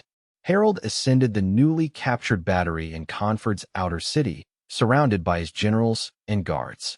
From this vantage point, he could clearly overlook the inner city. His gaze swept over the charred battlefield like a hunting hawk. His black tide of troops was steadily consuming the final pockets of resistance. The sounds of slaughter and collapsing structures signaled the inevitable conquest. His eyes fixed on the Lord's castle, the final bastion of resistance. Though scarred by fire and battle, movement and the glint of weapons were still visible within. To Harald, the castle's fall was merely a matter of time. He assumed the troublesome young lord, I, was already dead or dying in the ruins. This thought eased Harald's frustration over the heavy casualties, replacing it with the satisfaction of crushing a formidable foe. Since leading the Solon army south, he had defeated countless Plantagenet commanders, all of whom had fallen or surrendered. I was the first young opponent to inflict such heavy losses with such cunning tactics. Yet, even the fiercest general has fallen to me, Harald smirked. Defeating such a strong enemy proved his power more than crushing cowards. He turned to the turncoat Leon and ordered, once the castle falls, capture the craftsmen alive, especially those skilled in artillery and gunpowder. Planning for post-war resource integration, he prepared to return to his main camp. Suddenly, bloodied Solon soldiers scrambled from the inner city, intercepted by guards at the battery. A guard captain rushed up, kneeling in panic. Great leader, the castle battle is at a stalemate. A veteran knight's swordsmanship is so formidable that our warriors cannot breach the main hall. Harald frowned, genuinely surprised. I was still holding out. My tenacity exceeded all expectations. Losing patience, Harald decided he would no longer waste elite lives on this dying opponent. He waved dismissively, stop the assault. Use Molotov cocktails to burn the castle and me to ash. End it quickly. The captain saluted and rushed off to relay the order. Harald stared at the lonely, defiant castle. He had never seen such resilience or leadership. A pity, he mused, offering a final, condescending salute to a worthy opponent. Goodbye, I. You were a rare talent. His gaze seemed to pierce the castle walls. Unfortunately, you served a king who didn't even send a single soldier to save you. This was both a lament for me and a sneer at the decaying Plantagenet kingdom. In Harald's eyes, my fate had been sealed the moment I chose to defend Conford. It was a path to destruction, and Harald was merely the executioner. Having issued the order to burn the castle, Harald prepared to return to his tent. His generals followed, relieved to leave the blood-soaked heights. The siege of Conford had been long and brutal. The constant slaughter and heavy casualties had drained their zeal, leaving only exhaustion. Now that the fortress was falling, the worst was over. They envisioned returning to Frostgard with vast wealth and slaves. They looked forward to the grand celebrations and the distribution of spoils. The prospect of peace and riches brought a sense of relief to the hardened warriors. Just as their tension eased, shouts erupted. Enemy attack. The eastern camp is breached. Stop him. Stop that madman. Panic and screams rose from the east side of the Solon camp, shattering the order of the siege. Harald and his generals froze, turning to look down the mountain. Their faces drained of color, replaced by sheer horror. The sturdy wooden palisade on the east side had been torn open by a terrifying force, leaving a massive, jagged gap. Through the breach surged a brilliant, blinding golden battle chi, tearing through the gloom like a sun. At the center was a lone rider in silver armor, draped in a tattered Plantagenet cloak, wreathed in golden light like a god of war. Harald's mind reeled. He recognized him instantly. It was the knight from old Osric Castle who had ruined his victory over Reynard. The powerhouse with terrifying Tier 4 battle chi, Friedrich von Schmidt. He had come alone to charge the main camp of 100,000. Is he insane? Every Solon general wondered in disbelief. Reality, however, allowed no room for doubt. Friedrich charged into the camp without pause, his golden longsword unleashing massive, crescent-shaped waves of energy with every swing. Wherever his blade passed, Solon soldiers, whether heavy infantry or charging cavalry, were cut down like paper. The energy tore through armor and weapons, bisecting men and horses alike. Limbs and viscera sprayed the air. No one could withstand a single strike. He carved a straight, blood-soaked path through the heart of the tens of thousands of Solon troops, his momentum unstoppable. He was heading straight for the command center.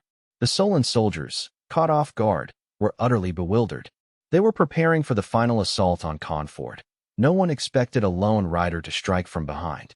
His power was terrifying. Unable to form a defense, they could only watch as the golden whirlwind of death mowed them down like a hot knife through butter. The eastern side of the camp descended into chaos, filled with screams, the neighing of horses, and the clatter of dropped weapons. Harald and his officers on the command platform were stunned by the sight of the golden battle chi tearing through their ranks toward the center.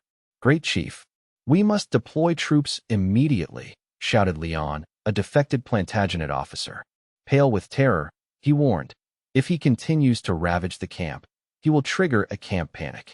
If morale breaks, the consequences will be unimaginable. Leon's words jolted Harald, breaking him from his shock and leaving him drenched in cold sweat. True, Friedrich was only one man.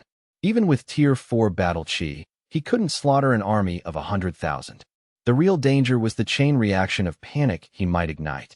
Especially now, when the soldiers were exhausted from the siege and the camp was filled with volatile elements.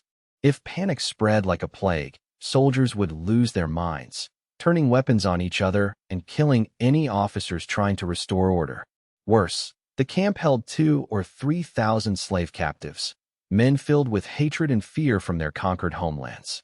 They were like dry tinder, waiting for a spark to ignite a vengeful fire. Though many supplies and slaves had been sent back to Frostgard, the remaining thousands were a ticking time bomb. This threat had to be extinguished before it could destroy the entire army. Harald's hesitation vanished, replaced by cold, calculated murderous intent. He turned sharply to his officers, his voice icy. "Esgir, here." Esgir stepped forward, saluting. "Take the Tiger Legion elite. Stop that Plantagenet knight at any cost. I want his head. Be fast, be ruthless, and prevent the panic from spreading." "Understood," Esgir roared, leading his men off the platform to assemble. Harald then turned to the silent, cold Oro warlock, Elaine. "Elaine, at your command, Great Chief." Elaine replied, eyes glowing beneath her hood. "Go. Take all available mages. His battle chi is too strong for normal soldiers. I need your ranged interference to suppress him so Esgir can finish him off." He added a tempting offer. "Success earns you 5,000 slaves to use for life essence and to advance your cultivation." At the mention of 5,000 slaves, Elaine's eyes flared with greed. For a warlock, life energy was a precious resource. "I shall not fail you," she rasped. She vanished into the shadows like a ghost to gather the other mages. With Harald's decisive orders, the Solon war machine began to function efficiently again. Elite soldiers and mages mobilized, targeting the golden figure causing the chaos. Harald watched as the golden light continued to flash, though a tide of black began to close in from all sides. Meanwhile, on the southwest side of the camp, a storm was brewing. Loran and the North Wind Squad, having survived the frozen sea and harsh wilderness, appeared at the camp's weakest point. At the connection to the southwest peninsula, Loran saw the camp's bustle and heard the fighting at Conford Castle. He immediately grasped the situation. Harald had committed all his reserves to the final assault on the castle. The camp's outer perimeter was empty, with almost no guards or fortifications facing the peninsula. The remaining soldiers were lazy, cleaning loot or packing up, expecting victory from the mountain. They never expected an attack from this direction. A godsend opportunity. Lawrence's fatigue vanished, replaced by battle lust. He drew his sword and roared, "Warriors of North Wind, target the Solon camp. For France City. For Confort. Charge. Kill." The 500 elite knights, burning with the desire for revenge and rescue, let out a thunderous roar. They charged from the woods like snow tigers, slamming into the unprepared Solon camp. These were Count Rochefort's battle-hardened veterans, each at least a Tier 1 knight, driven by a desperate resolve. The Solon rear guard, lacking any fighting spirit, could not stop them. The North Wind squad tore through the fences and caltrops instantly. The knights hacked and burned their way through the camp, leaving chaos in their wake. Enemy attack. From the west. It's the Plantagenets. Run. The Solon soldiers were stunned. They had been focused on the castle walls, never expecting a fatal threat from their own rear. The sudden strike shattered their morale. Under the relentless assault of the elite knights, the Solon soldiers could not organize a defense and fled like a scattered flock of sheep. The southwest sector of the Solon camp erupted into chaos, filled with smoke, screams, and the roar of flames. Harald stood on the artillery platform, his gaze locked onto the eastern camp. He watched Isgir lead the Tiger Legion's elite in a black tide against the golden figure still wreaking havoc. Elaine the Warlock and her mages arrived, hiding behind the infantry to unleash shadow bolts, mental shocks, and debilitating curses upon Friedrich. Friedrich's golden battle chief flickered under the magical barrage, his momentum finally stalled. Harald breathed a sigh of relief, confident that attrition would eventually fell Friedrich. Suddenly, "Great Chief, the southwest. The camp is in chaos." A guard scrambled up, voice shrill with terror. Harald's heart sank as he turned toward the southwest. His blood ran cold. Near the barren peninsula, a sea of fire raged. A few hundred elite, footbound Plantagenet soldiers were carving through the camp like a divine force. Despite being on foot, their coordination was lethal. They moved in small, efficient squads, mowing down the unprepared Solonians. Having abandoned their horses to cross the ice, their combat prowess remained undiminished, causing far more terror than Friedrich alone. The disorganized Solonians were caught off guard and could mount no effective resistance. Sporadic counterattacks were instantly swallowed by the onslaught. Panic spread like a plague. Harald realized the danger. This was the secure rear, the path from the Death Ice plains he had deemed impossible. It all clicked. Rochefort's cavalry faint, Ulf's ignored warnings, and his own arrogance. "Rochefort! It's Rochefort!" he roared, slamming the railing. The old fox had used the cavalry to mask a daring trek across the ice. Harald had foolishly ignored the signs. Regret and cold fear gripped him, but he had to act. The Plantagenet force was driving straight for the central command tent. Their goal was clear: decapitation. If they toppled the Wolfhead battle flag, the resulting panic would be catastrophic. Soldiers would believe their leader dead, triggering an irreversible rout. "I cannot let that happen," Harald barked, turning to Sven. "Here, Chief. Take the Bear Legion. Block those Plantagenets. Stop them from reaching the central flag at all costs." "Understood." Sven rushed off. Harald scanned the battlefield like a cornered beast. Friedrich was still fighting in the east. The Plantagenet reinforcements were tearing through the southwest. He looked back toward the mountain. Carnford Castle was a pyre of smoke and fire, though fighting continued. His plan for a swift victory had collapsed into a three-front nightmare. He had to stabilize the camp. Carnford was already a death trap. He could finish them later. Harald turned to a pale Leon, teeth gritted. "Leon, order an immediate halt to the assault on Carnford Castle. Leave a token force to watch them, but pull the main army back. We must crush Friedrich and the Plantagenet reinforcements first." "Yes, Chief." Leon fled to relay the orders. Harald stood alone on the platform, watching his burning camp and the dying castle, fists clenched. "Carl, you better be dead in those flames, or else," he muttered, filled with rage and dread. The battle had spiraled out of his control. He faced the greatest crisis of his career. Inside Carnford Castle, the air was a furnace, thick with suffocating smoke. The remaining defenders and subjects huddled together in the hall, numb with despair as the Solonians turned to fire. Outside, the roar of collapsing walls and crackling timber signaled their end. Soldiers held their families, others sat in hollow silence, waiting for the flames or the smoke to claim them. Death was inevitable. I leaned against a high-backed chair, my armor bloodied, my face streaked with ash and tears. I looked at the weary but resolute Brynden. "Brynden, give me a loaded pistol." Brynden understood immediately.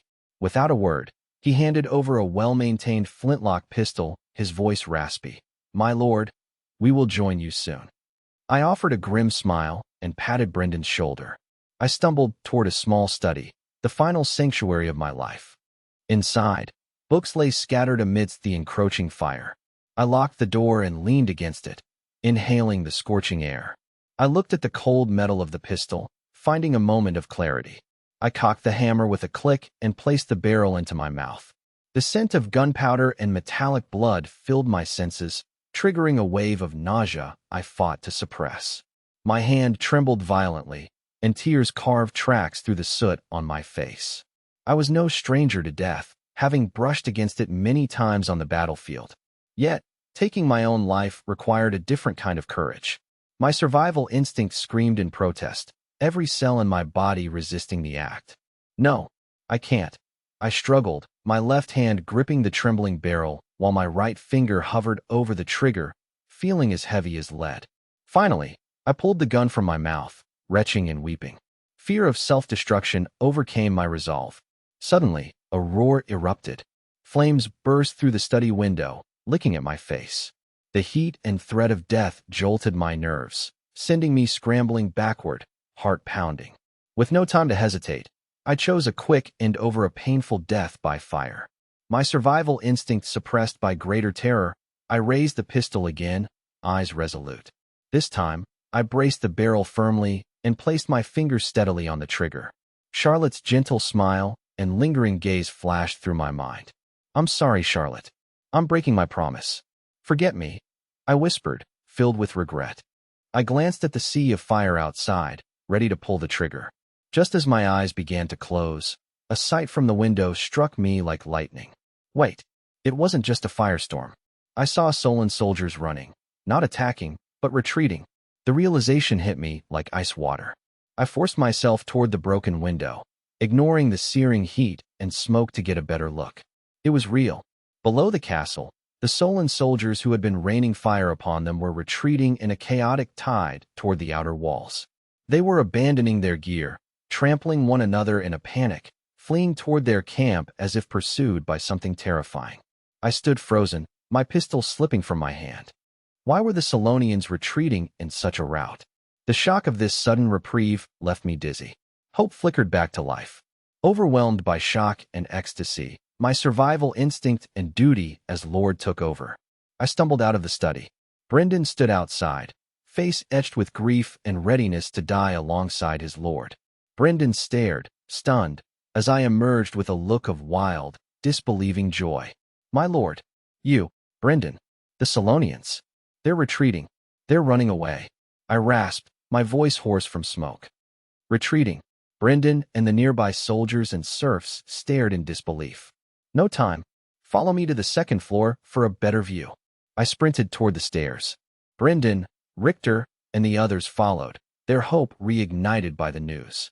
They rushed up to the second-floor corridor, which remained relatively intact.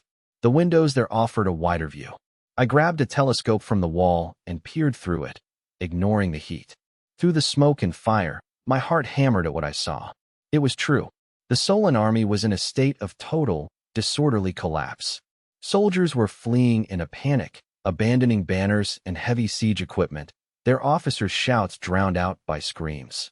They didn't stop at the walls, continuing their frantic flight toward the chaotic Solon camp. It looked less like a tactical withdrawal and more like a flight from something horrific. What happened? I lowered the telescope, my brow furrowed with unease. Unless Harald had died or the camp had suffered a catastrophic blow, this retreat made no sense. Yet, the scene before me was undeniable. Regardless of the cause, it was a miracle for Confort. They were saved from death. Driven by a fierce desire to live, I turned to the crowd. "Quick, put out the fires. Everyone who can move, help. We cannot let the castle collapse. I spotted Lena and Morian. They were still here? Lena. Morian. You're still here. Where is Conrad? Lena, pale but alert, replied. My lord. Just as the Solonians began to retreat, the teacher sensed something. His expression shifted, and he vanished into a black shadow. We don't know where he went. I felt a pang of suspicion, but the emergency took precedence. No time for that. Lena, Morian, please use your magic to extinguish the fires. Understood, they replied, their resolve firm despite their exhaustion. Morian stepped to a window, weaving a complex incantation. Water elements gathered, the temperature plummeted, and he unleashed a blast of freezing air onto the burning corridor. The flames hissed and died, leaving behind charred wood and steam. Lena closed her eyes, channeling her remaining mana. A swirling vortex of moist air formed around her. She guided the cyclone over the flames, effectively starving them of oxygen. With the mage's efforts and the survivors passing buckets and sand, the fire was finally brought under control. Though the castle was scarred and charred, its main structure was saved.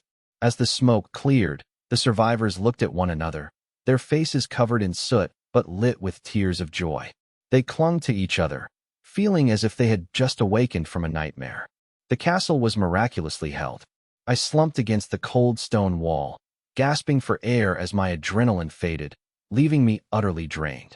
I looked out at the chaotic, albeit temporarily secured, battlefield and my exhausted but spirited companions, my heart heavy with emotion.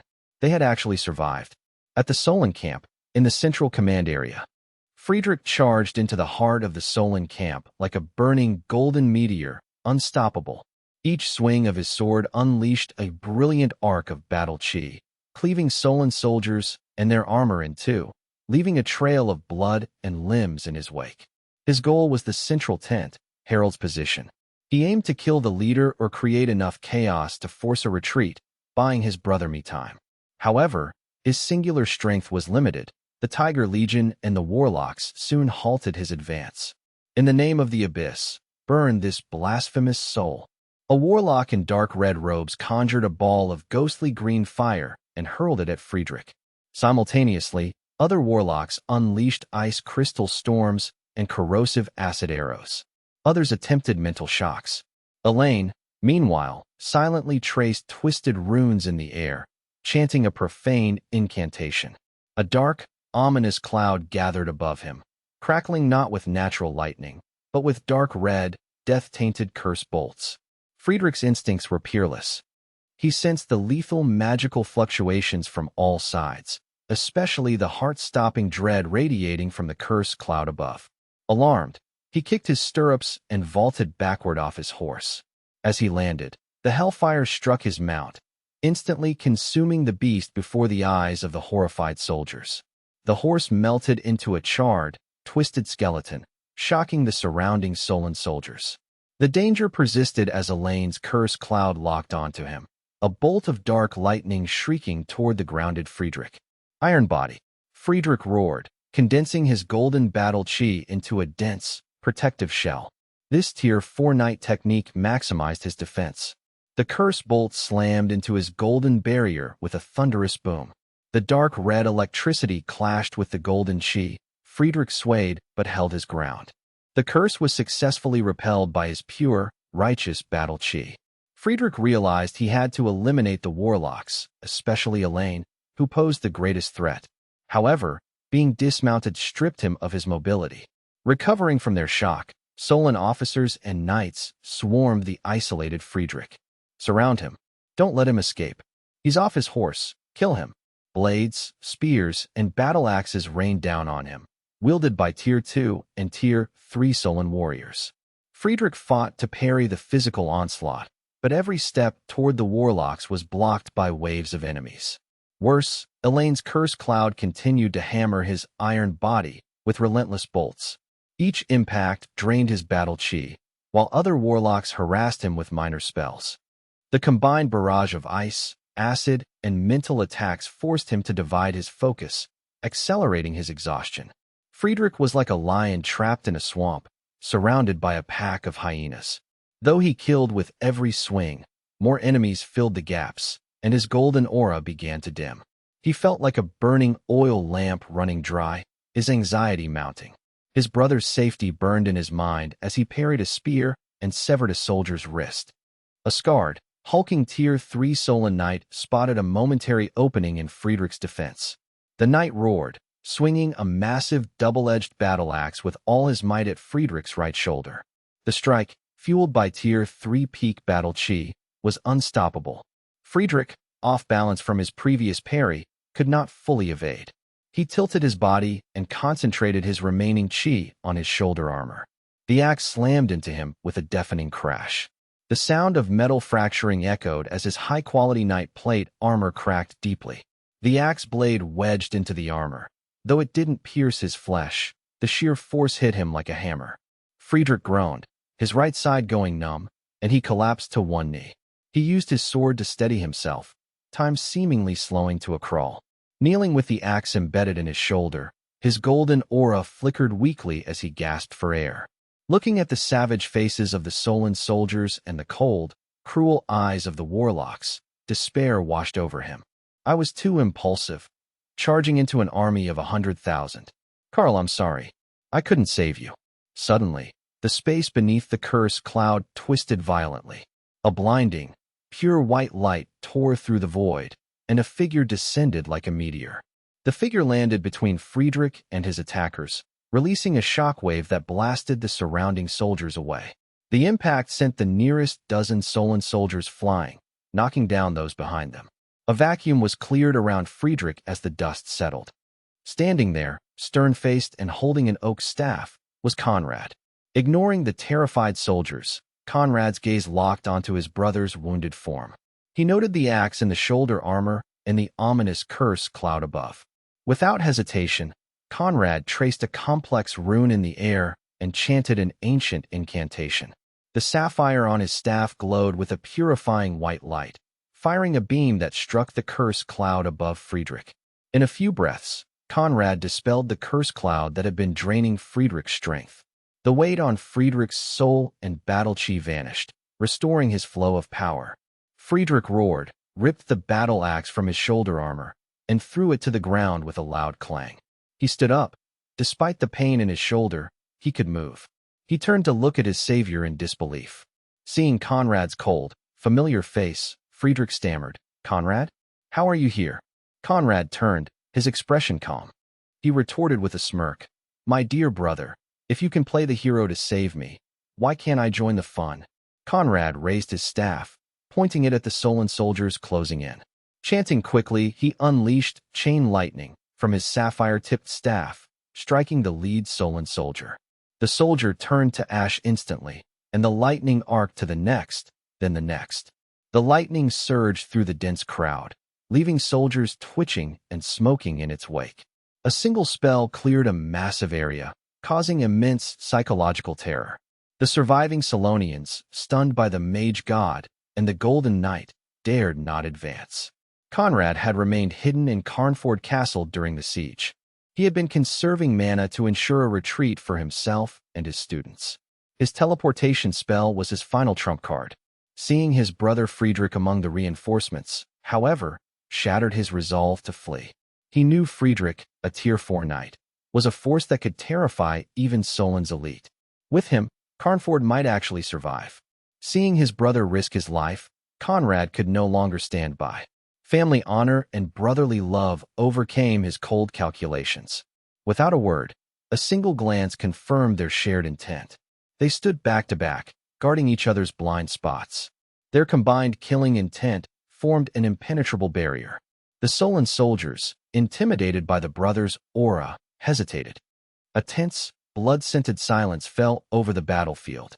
Harald retreated down the mountain with his guards. His face was livid with frustration. Moments ago, victory seemed certain. Friedrich was nearly exhausted by Asgir's Tiger Legion and Elaine's warlocks. Then, a figure appeared in the sky like a ghost. The Mage, face hidden, unleashed a wave of power that sent Solon elites flying without a single chant. "It's him," Harald realized, recalling Mage Thor's warnings about the mage who crushed Hermod. Conrad von Schmidt had arrived at the critical moment. His presence balanced the scales, threatening to turn the tide against the warlocks. Worse, a new roar erupted from the west. The slave camp was in open revolt. Harald's heart sank. His worst fears were realized.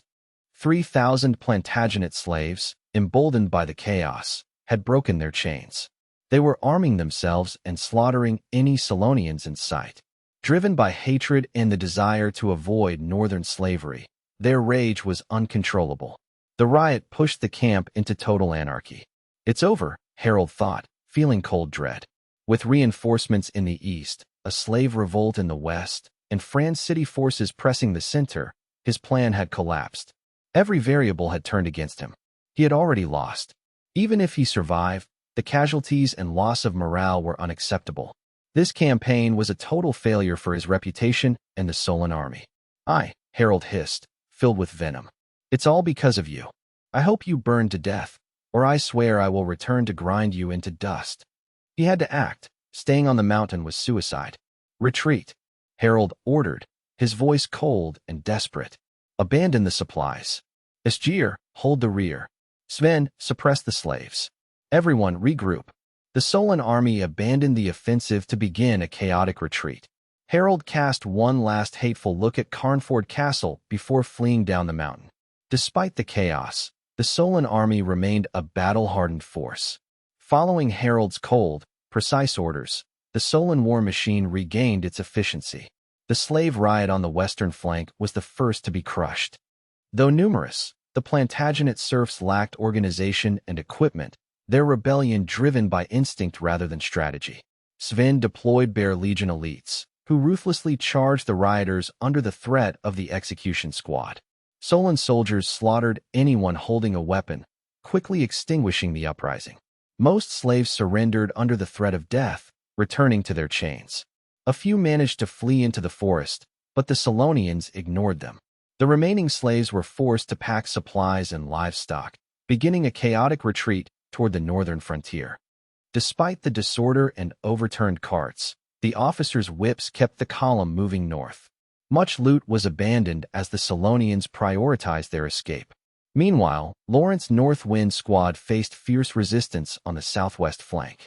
Sven personally led the Bear Legion in a frenzied counterattack. The Solon elites engaged the knights in brutal close-quarters combat.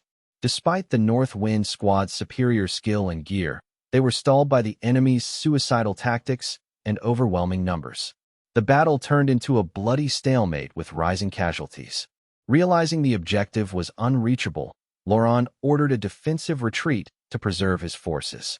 On the eastern flank, Conrad and Friedrich faced a dire crisis. Conrad was besieged by Elaine and several Sorin warlocks, whose combined curses and shadow magic severely hampered him. A shadow bolt scorched his shoulder, and a mental strike disrupted his spellcasting. Forced into a defensive stance, Conrad could not assist Friedrich. Friedrich was nearing exhaustion from prolonged combat. Worse, Solon soldiers used captured Conford flintlock muskets to fire volleys at his glowing battle chi. Bang, bang, bang. Lead bullets hammered Friedrich's plate armor, which proved insufficient against point-blank fire. Several bullets pierced his armor, embedding in his shoulder, thigh, and flank, draining his remaining strength. His golden battle chi flickered and dimmed. He collapsed to one knee, barely supported by his sword. Horrified, Conrad took a shadow bolt to the back to reach Friedrich and grabbed his arm. "Go!" Conrad roared, channeling his final reserves of magical energy into a desperate incantation. A teleportation array, preset to Carnford Castle, erupted in white light, engulfing them both. They vanished just as Elaine's spells struck the spot. The spells left only a charred crater. Elaine and the others were left furious. With the Rune Mage and the Knight gone, and Laurent retreating, the immediate threats to the Solon camp were neutralized. Harald seized the opportunity to organize his retreat toward the north. Inside Carnford Castle, the air was thick with the stench of smoke and blood. Survivors were exhausted, having barely extinguished the fires. Brynden was helping me remove my battered armor. Suddenly, the teleportation array in the corner flared to life. All eyes turned to the brilliant white light. Two battered figures stumbled out of the light. It was Conrad, dragging the unconscious Friedrich. Lena and Morian rushed to support the staggering Conrad. Conrad was pale and bloodied, suffering from internal injuries caused by the magical duel. He waved them off, whispering that he was merely mana-depleted. I approached, concerned. Seeing me unharmed, Conrad felt a flicker of relief. He instinctively cast a minor soothing spell on me. The gentle energy eased my physical and mental exhaustion. "I'm fine," Conrad said wearily, gesturing to the unconscious knight. "Look who I brought back." I looked at the blood-soaked man, whose armor was riddled with bullet holes. Despite the grime, the knight's powerful aura and battle-hardened presence were unmistakable, yet unfamiliar to me. The original owner's memories were hazy. I did not recognize this formidable warrior. "Who is this?" I asked, looking to Conrad for an answer. Conrad sighed helplessly at my confused expression, teasing, "Carl, is your memory so poor you don't even recognize your own brother?" I froze, staring at the pale, determined face. Memories of my predecessor flooded back. The stern figure who secretly taught me swordsmanship and the eldest brother who became the Schmidt family's pride in the royal capital merged with the battered man before me. You are Friedrich?" I asked, stunned by the man's imposing, sword-like presence. Friedrich's long lashes fluttered as he opened his eyes.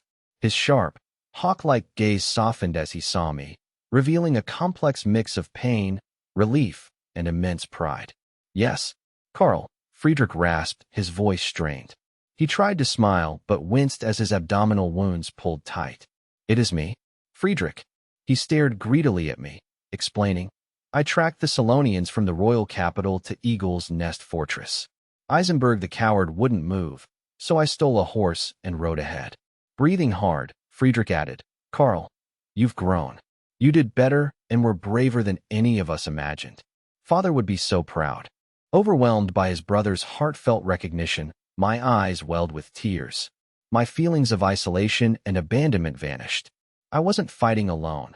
Count Rockefort had been maneuvering, and my brother had risked a suicide mission to save me.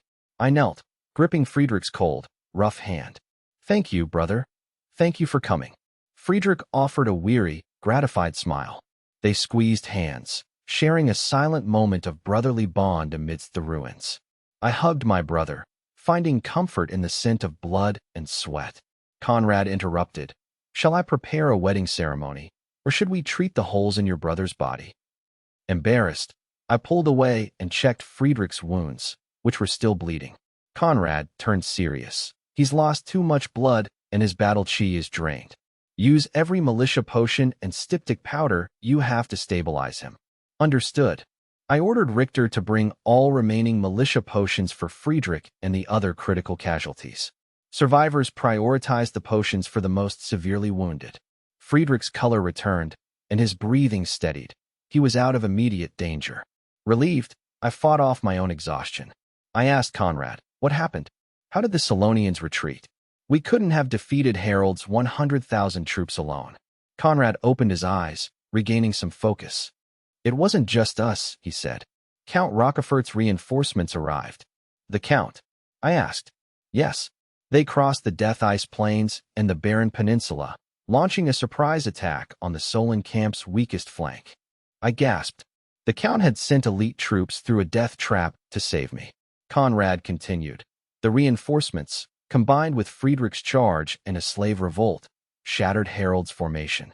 Facing a two-front war, Harald ordered a full retreat to save his main force. I realized the weight of the Count's sacrifice. I hadn't been abandoned, but rescued by a miracle. Gratitude surged through me. I realized I couldn't waste this sacrifice. If Harald regrouped, the reinforcements could be surrounded. They had to strike now to secure Confort. My eyes flared with battle intent. I ordered Brynden. "Brynden." "Yes, my lord." "Gather everyone who can fight. Issue all remaining weapons and ammo. Leon and Thorstein, take the remaining cavalry as the vanguard and pursue. Harass their tail, prevent them from regrouping, and link up with the Count's forces." I shouted to the hall, "Brothers, our reinforcements are here. The Solonians are fleeing. Will we let them escape?" "No." The soldiers roared, fueled by vengeance. "Then take your weapons. Follow me. Let their blood honor our fallen. For Confort." "For Confort," the cry echoed through the castle. The main gate was pried open. I led 200 men out, charging toward the chaotic Solon camp. Brynden climbed the inner wall. He waved the tattered Conford flag, signaling the cavalry. Below, Leon, Thorstein, and 30 weary cavalrymen rested in the ruins. The air was thick with the scent of death. Moments ago, they had been prepared to die in the urban warfare. The sudden retreat of the Solonians had left them bewildered. They remained in the ruins, confused and exhausted, waiting for orders. As they watched the outer city, speculating on the battle's outcome. Look, the ramparts. It's Lord Brynden. The signal. It's the order to sally forth, a sharp-eyed cavalryman shouted, pointing toward the inner wall. The survivors looked up, their eyes locking onto the tattered wall. Seeing Brynden frantically signaling, all forces attack, they were stunned, then erupted in a frenzy of joy and battle lust. It's the attack signal. Lord Brynden commands us to strike. Leon stood, his voice trembling with excitement as his fatigue vanished. Harald has failed. We've held. Now is the time for a counterattack. Right? Harald wants to run? Not so easy. Thorstein grabbed his lance, roaring, "Brothers, mount up. Let these bastards taste the steel of the Carnford cavalry. Mount up, for the Lord, for our fallen brothers." Overcoming pain and exhaustion, the cavalrymen vaulted onto their loyal steeds, drawing blades and leveling spears. Creak. The heavy inner gate was pushed open by wounded soldiers, revealing the path down the mountain, littered with corpses and debris. Leon led the charge, his horse rearing as he roared, "Follow me. For Lord I, for the fallen. Crush these retreating savages. Kill, kill," Thorstein bellowed, followed by the others. Though only 30 strong, the cavalry's momentum felt like an entire army. Iron hooves thundered, turning the survivors into a steel torrent pouring from the gate. They navigated the familiar ruins and streets, crossing the drawbridge with lightning speed. Charging down the narrow, blood-soaked path, this spearhead of Carnford's hopes struck the disorganized, fleeing Solonians like a thunderbolt. The Solonians below had lost all will to fight. The cavalry tore through them, blades flashing in a bloody harvest. Ignoring stragglers, Leon and Thorstein drove their main force straight into the chaotic Solon camp. "Brothers of France City, Carnford cavalry is here. Pincer them," Leon shouted, targeting the white-armored knights. Meanwhile, on the southwest side of the Solon camp, Sir Laurent and his Northwind squad were locked in a brutal struggle against Sven's Bear Legion. Despite the knights' prowess, the Solonians' numbers and desperate ferocity held them fast. Laurent grew anxious as casualties mounted. Suddenly, shouts erupted from the hillside as a tattered Carnford banner appeared. Led by a young officer, the survivors slammed into the Solonians' flank like a falling mountain. "It's the Carnford garrison," a knight cheered. Laurent laughed, parrying a battle axe. "Well done. Brothers, our allies are here. Follow me to link up with Lord I. Kill." The pincer movement from the garrison and France City reinforcements shattered the Solonians. Morale collapsed, turning the retreat into a rout. Leon spotted the well-drilled France City troops and the bloodstained Sir Laurent. The commanders locked eyes, sharing a look of mutual respect and resolve before signaling the charge. The Solonians were overwhelmed, their lines torn apart. Leon and Thorstein's cavalry successfully linked up with Sir Laurent's Northwind squad. France City, Laurent. Carnford, Leon. This is Thorstein. Thanks for the rescue. Fight together. Kill. After a brief exchange, the two forces merged into a single steel torrent. Though outnumbered, their morale and coordination allowed them to hunt the fleeing Solonians like sheep. Harald sat atop a hill, his cold eyes scanning the chaotic battlefield. His mount paced restlessly on the blood-soaked earth. The Solon camp was in ruins. Near the mountain foot, the Tiger and Bear legions were still locked in a brutal stalemate with the Plantagenet forces. His elites fought desperately to hold the line. Further away, slaves and supply wagons were being driven northward in a disorganized, slow-moving mass. He looked toward the burning, blood-stained Carnford castle. The fires had dimmed, but the tattered banner still flew high. "Aye, you are alive." Harald felt a surge of bitter humiliation. He had been so close to crushing the city and taking the young lord's head. Friedrich's charge, Rockefeller's ambush, and the mysterious Mage Conrad. The Schmidt brothers and the governor had ruined his victory. He dismissed the thought of continuing the assault. His troops were decimated, and his flanks were threatened. The Franz city reinforcements were anchored in the southwest, and he feared the forces within the castle might sally forth again.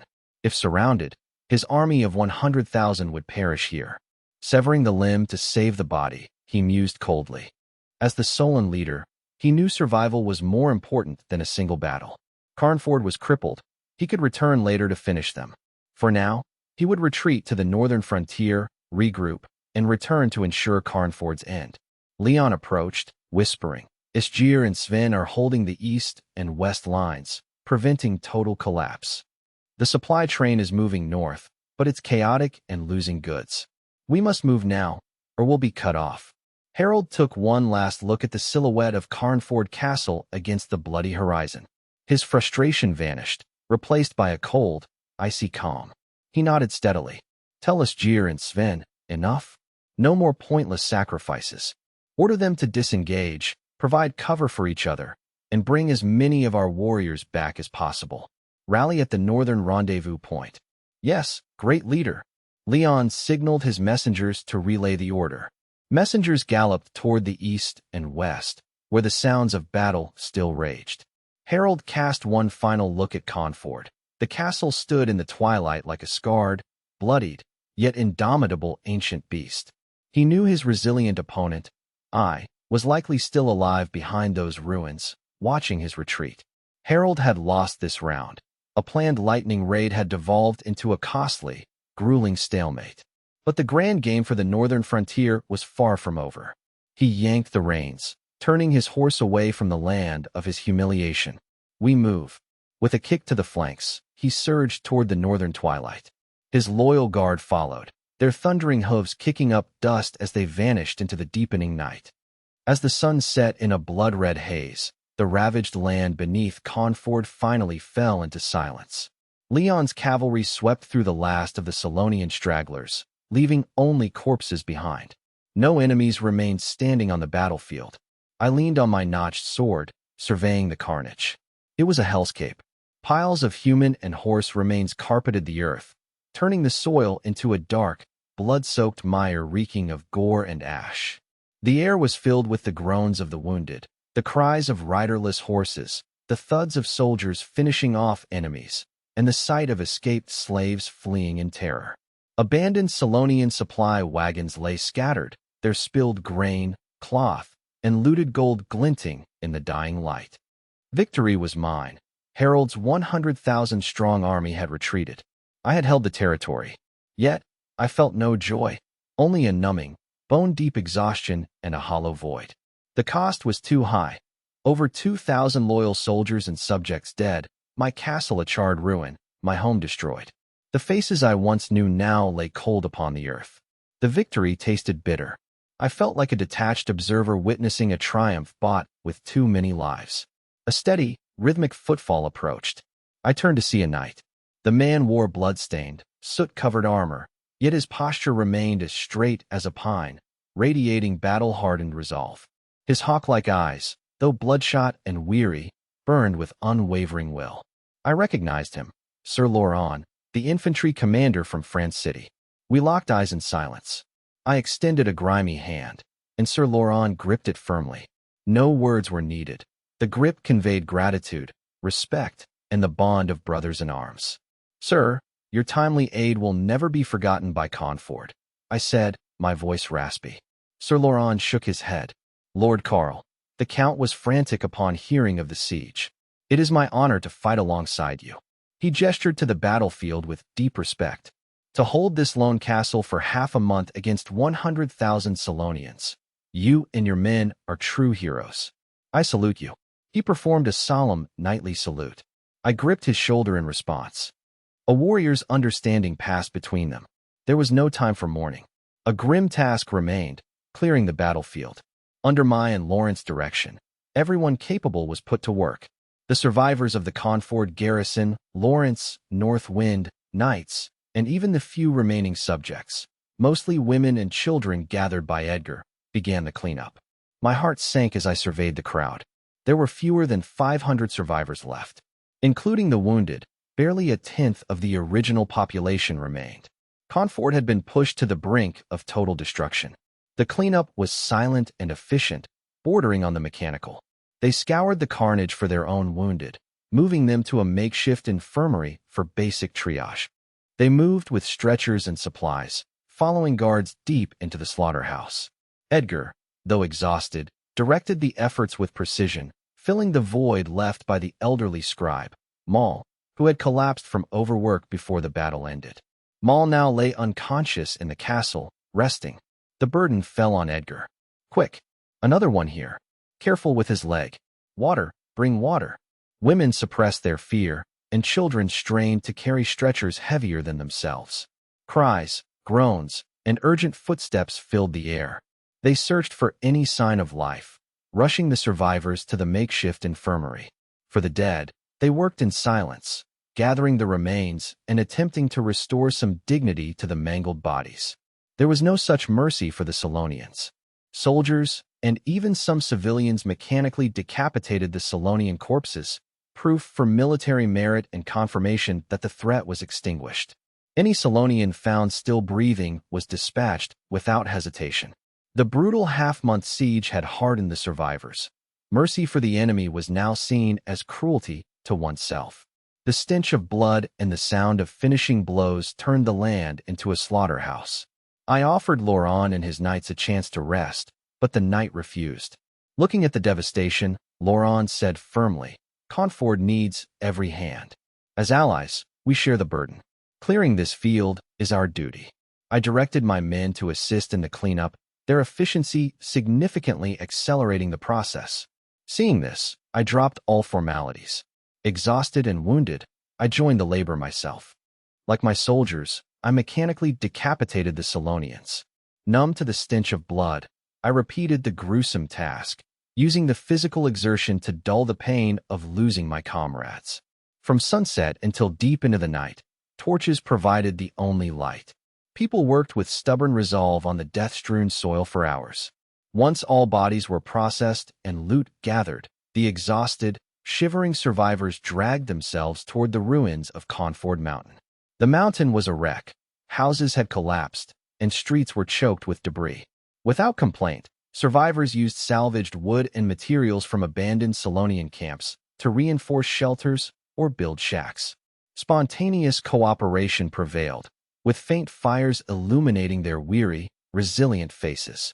The cost of victory was heavy, and the future remained uncertain. Yet, they had survived and held their home. This small spark was their hope for a new beginning. Night fell over Confort, and despite the biting cold, the castle held a rare sense of warmth. In the ruined Lord's Hall, flickering candles illuminated the exhausted faces of me and my steward, Edgar. Edgar entered, pale and hollow-eyed, his face a web of bloodshot veins. His clothes were stained with blood and sweat, and he looked frail enough to collapse. Clutching a charcoal-marked parchment, he rasped, "My lord, the preliminary count is complete." I felt a pang of guilt seeing my steward's condition. I stood to steady Edgar, seating him and offering a cup of warm water. "Drink first, Edgar. Take your time." Edgar took the cup with trembling hands, moistened his lips, and reported, "We started with 750 soldiers, cavalry, infantry, musketeers, and archers." His voice was heavy. "After the fighting, 317 are dead, 183 are severely wounded, and 150 have light injuries. Fewer than 100 remain combat-ready. Over 80% of the force was dead or disabled, a devastating toll." Edgar continued, "Of the 2,800 civilians, about 1,500 were casualties during the defense and the chaos of the breach. 792 are confirmed dead. Nearly a quarter of the population had been lost." Silence filled the hall, broken only by the crackle of candles. I spoke hoarsely.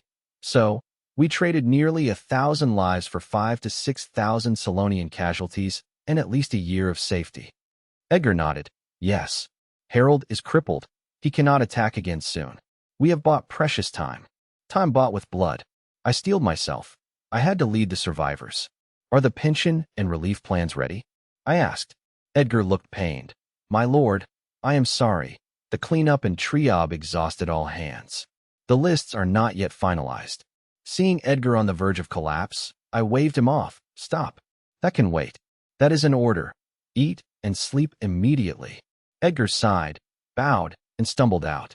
I watched him go, feeling the weight of the moment. The administrative staff had suffered as much as the frontline soldiers. The scent of food finally drifted through the castle courtyards. Logistics staff boiled the last of the rations into thick soup for the survivors. It was a last supper and a victory meal combined. The survivors drank in silence, faces masked by exhaustion and shock. I visited the makeshift infirmary, thick with the smell of blood and herbs. Lena, Maureen, and old John worked tirelessly, though the sheer number of wounded overwhelmed them. In a corner, I found Otto, the musketeer sergeant. The sturdy man lay pale, bandaged, with a splinted arm and deep chest and leg wounds. His pregnant wife, Marissa, fed him soup with a wooden spoon. She moved clumsily due to her pregnancy, her eyes filled with focus and pain. She whispered tearfully, "I told you to be careful. You wouldn't listen. What would happen to us if you were gone?" She fought back her tears. Otto tried to smile, wincing in pain. "Don't cry. I'm fine.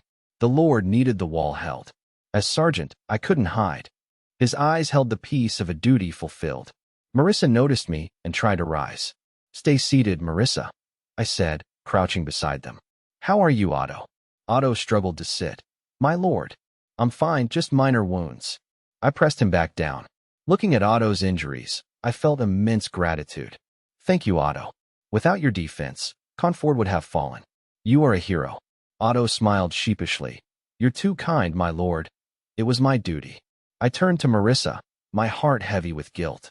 I apologized to Marissa for the injuries sustained by her husband and the fear caused to her and her unborn child, lamenting my failure as a lord to protect them. Marissa tearfully insisted that Otto fought to defend their home, declaring that as long as Conford held and the people survived, the sacrifice was worth it. Moved by her selfless devotion, I felt a surge of warmth and renewed responsibility. Seeing my subjects' resilience, I vowed to lead the survivors to rebuild and secure their future. After comforting the other wounded soldiers, the scene shifts to the Sparrow Legion camp outside France City. Ulf received a scrawled report, his expression shifting from gloom to a strange, complex look. He moved from disbelief to mockery, finally erupting into a cold, gloating laugh. Ulf mocked Harald for failing to take the small fortress of Conford despite having a massive army, reveling in the great leader's humiliation. He tossed the report onto his map, disgusted. To him, the report was a ridiculous joke. He trusted the intelligence, as it came from his own mole within Harald's ranks. He found it ironic that the arrogant Harald had been defeated by a young, unknown lord in a minor fortress. This was an unprecedented disgrace for the Solon tribes, sure to trigger challenges to Harald's leadership upon his return to Frostguard. Ulf silently cursed Harald, feeling he deserved this. Resentful that his Sparrow Legion was left to siege the tough France City while Harald plundered the south, Ulf welcomed his rival's failure. He took great pleasure in Harald's defeat. However, the cold reality of his own situation quickly sobered him. With Harald retreating, the Sparrow Legion was now isolated deep within the Plantagenet kingdom, lacking support. He scanned the map between France City and Conford. He realized he was in grave danger if the Conford defenders or reinforcements turned north to strike his rear. Trapped between the fortress and potential pursuers, he realized he had to retreat immediately. But he knew Count Rochefort, the old fox in France City, would not let him leave easily. Any sign of retreat would invite a pursuit, turning his withdrawal into a rout. A cunning, ruthless plan formed in Ulf's eyes. He stood up and ordered all officers to the command tent immediately. The Sparrow Legion commanders gathered. Ulf lied, claiming Harald had successfully completed his mission and was returning north, so the Sparrow Legion was to withdraw as well. The announcement caused a stir. Many officers were relieved to leave the grueling siege. A cautious officer worried about a pursuit from France City. Ulf sneered, declaring they would not sneak away, but rather launch a loud, aggressive feint. The officers were stunned.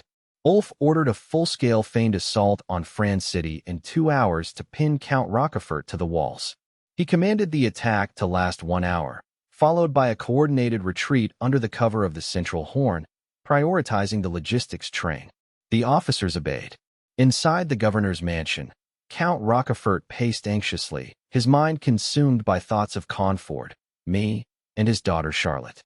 The fate of the North Wind squad and the fortress weighed heavily on him.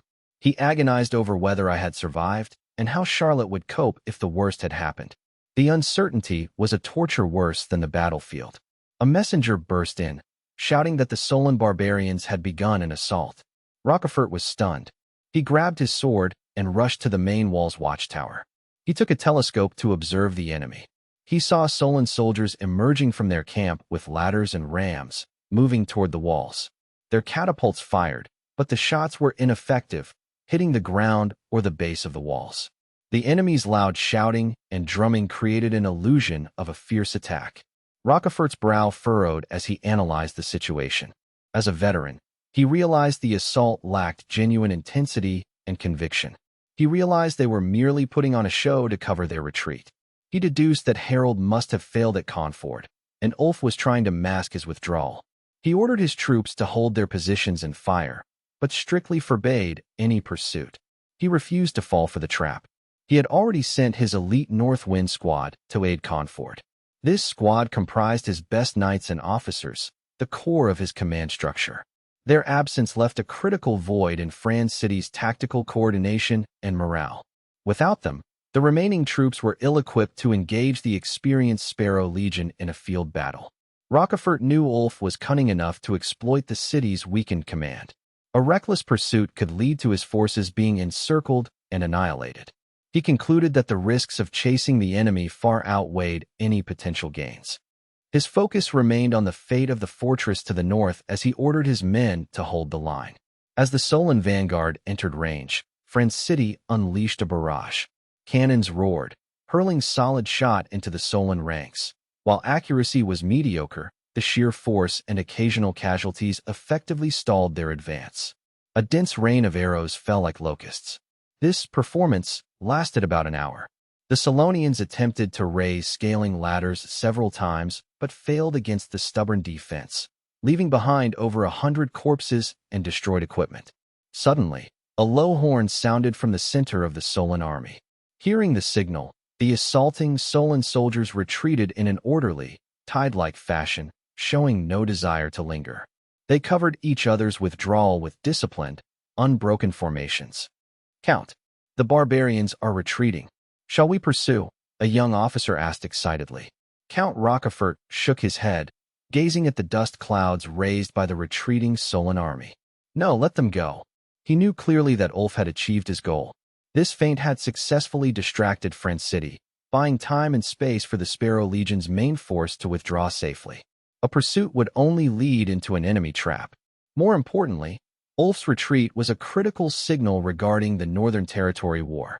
The Count turned away, his gaze fixed toward Conford, his worries deepening.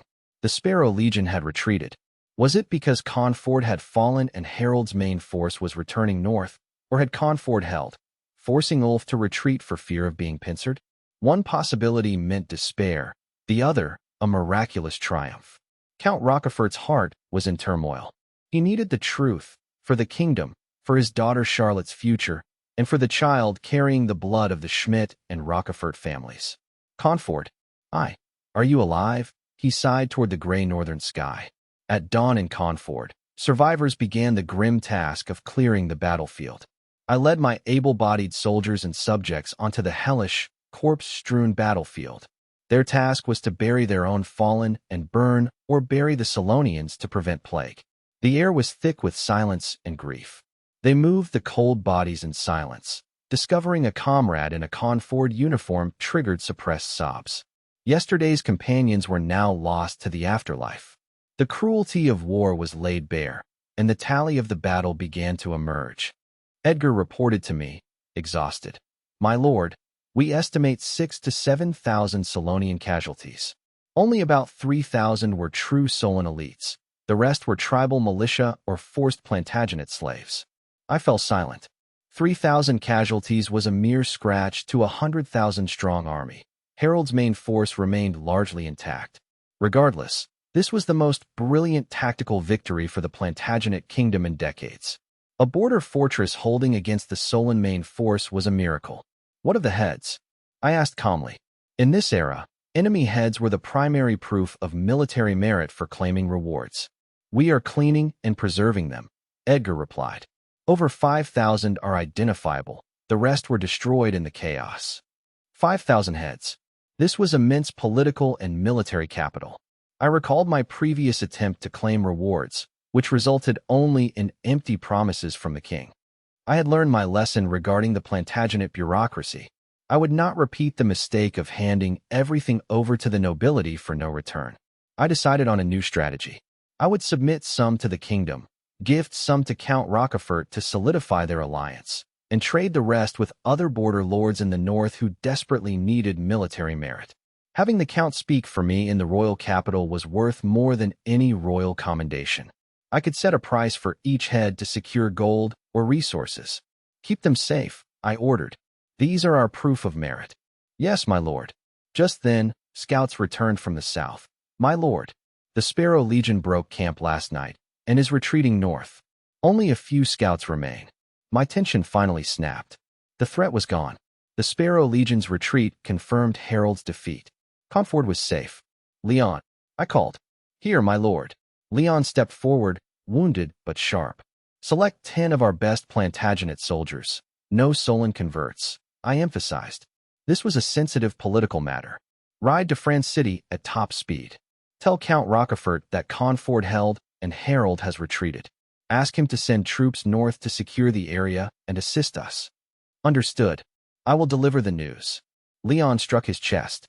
Leon and his men rode out like arrows, their hoofbeats fading into the distance. I returned to the castle. Despite the damaged walls, Edgar had organized repairs to make the interior habitable. In a makeshift office, Edgar presented a detailed plan for compensation and resettlement. By candlelight, the parchment was filled with the cost of our victory. Edgar presented the pension regulations for Conford, his voice raspy but clear. The plan offered 30 to 50 silver coins based on rank and merit, permanent tax exemptions for immediate family, and priority access to prime farmland during the spring distribution. The permanently disabled would receive monthly stipends for life, while the lightly wounded would have medical and living expenses covered by the Lord's manor. I listened, nodding occasionally. Edgar's proposal was generous, reflecting a deep concern for the fallen despite Conford's current hardships. When Edgar reached the distribution order, I interrupted. The priority needs to change. I tapped the table. The pension must go to the soldier first.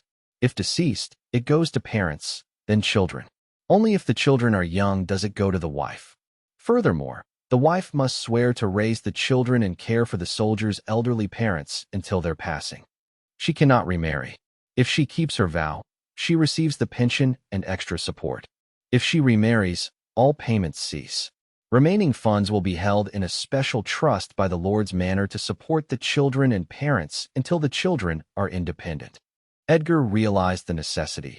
Too often, widows used pension money to support new lovers, abandoning the fallen soldier's family. Such tragedies, where a new man spends a dead soldier's money while mistreating his children, were heartbreaking. Even isolated cases would destroy the morale of soldiers still fighting for the Lord. If soldiers feared their sacrifice would lead to their parents being neglected or their children abused, they would lose the will to fight. Loyalty would crumble if the home they died for failed to protect their legacy. My policy, while seemingly cold, ensured the money reached those the soldier actually cared for.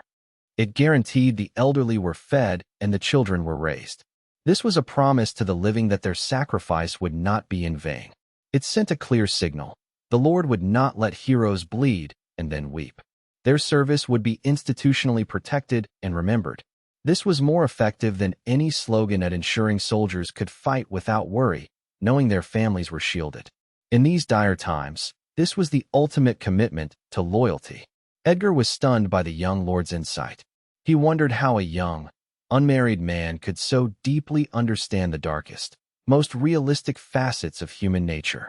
It required a cold, mature recognition of how self-interest could lead to moral collapse. I noticed the look. surprised that someone unmarried could think of this. Edgar bowed. You are far-sighted, my lord. It is only natural you would consider such fundamental matters. I am merely surprised by the thoroughness of your planning. I didn't explain, thinking of the many tragedies I had witnessed in my past life. I had seen countless cases where widows abandoned their in-laws and children for new partners. While I didn't deny the virtue of some women, I knew they were the exception.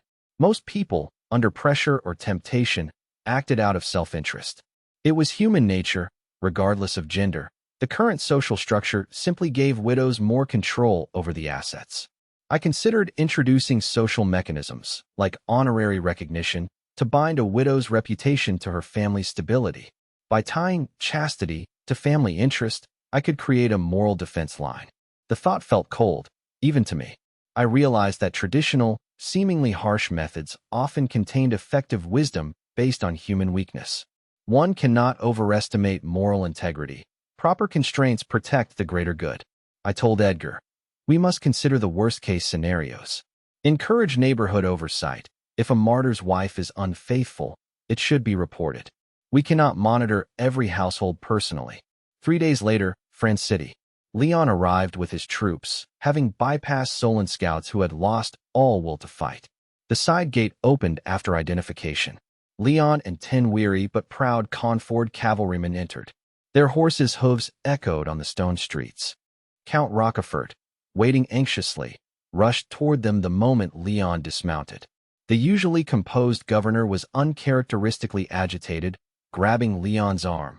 Leon, tell me, how is Conford? How is I? Leon was startled by the count's intensity. Report, my lord. Conford held. We repelled Harald's 100,000-strong army. Sir Lawrence North Wind squad arrived, and the Solonians have fled. Hearing the news, the count's shoulders slumped in relief, as if a massive weight had been lifted. He immediately pressed further. And I? Is he injured? Leon was confused by the count's personal concern. He had never seen the count show such fatherly worry for anyone.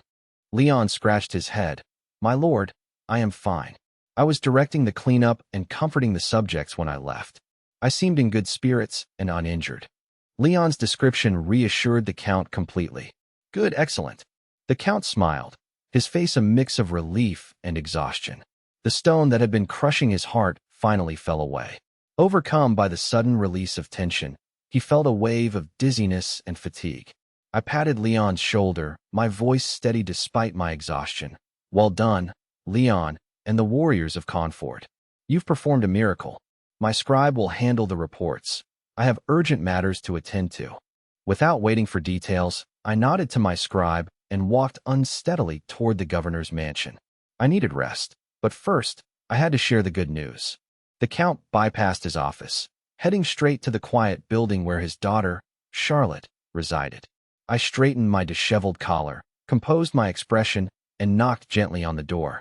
Aunt Martha opened it, visibly relieved to see the count, and bowed. My lord. Where is Charlotte? The count asked, peering inside.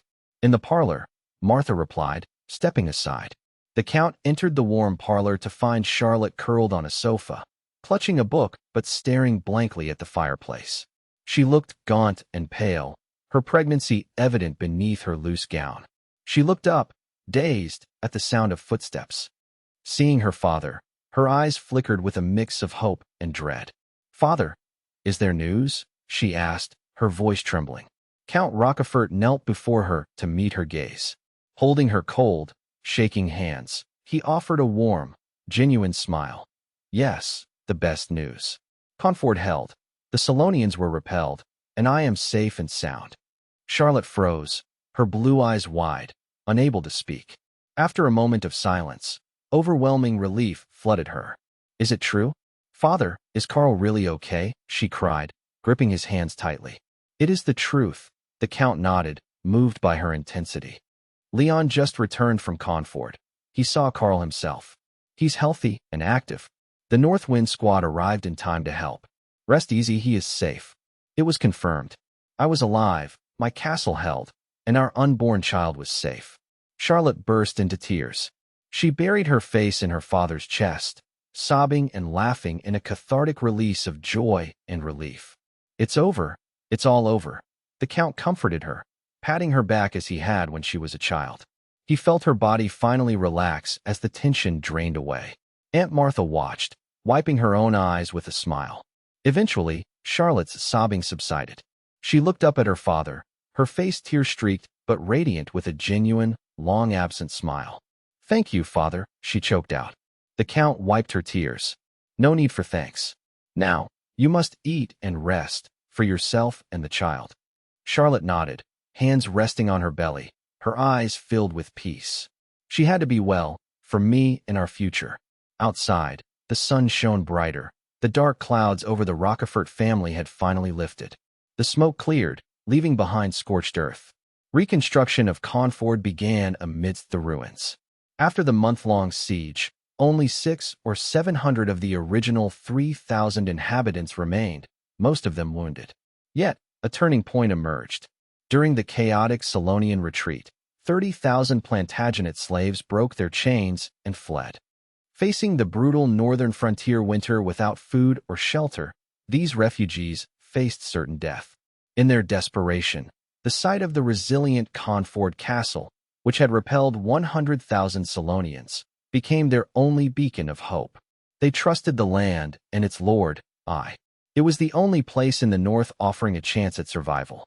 Days after the retreat, groups of freezing, exhausted slaves arrived at Carnford's gates, begging for sanctuary. I welcomed them all. Every Plantagenet subject was vital for Reconstruction. I ordered Edgar and Brynden to provide food, shelter, and identity checks, quickly integrating them into the workforce. The news spread, and the influx of refugees grew. Within days, Carnford's population miraculously rose to nearly 5,000. These new arrivals, driven by a desperate will to live and gratitude toward me, became a vital force for rebuilding.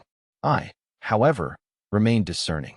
I would not grant the same status to new arrivals as I did to the veterans who had bled and fought alongside me during the siege.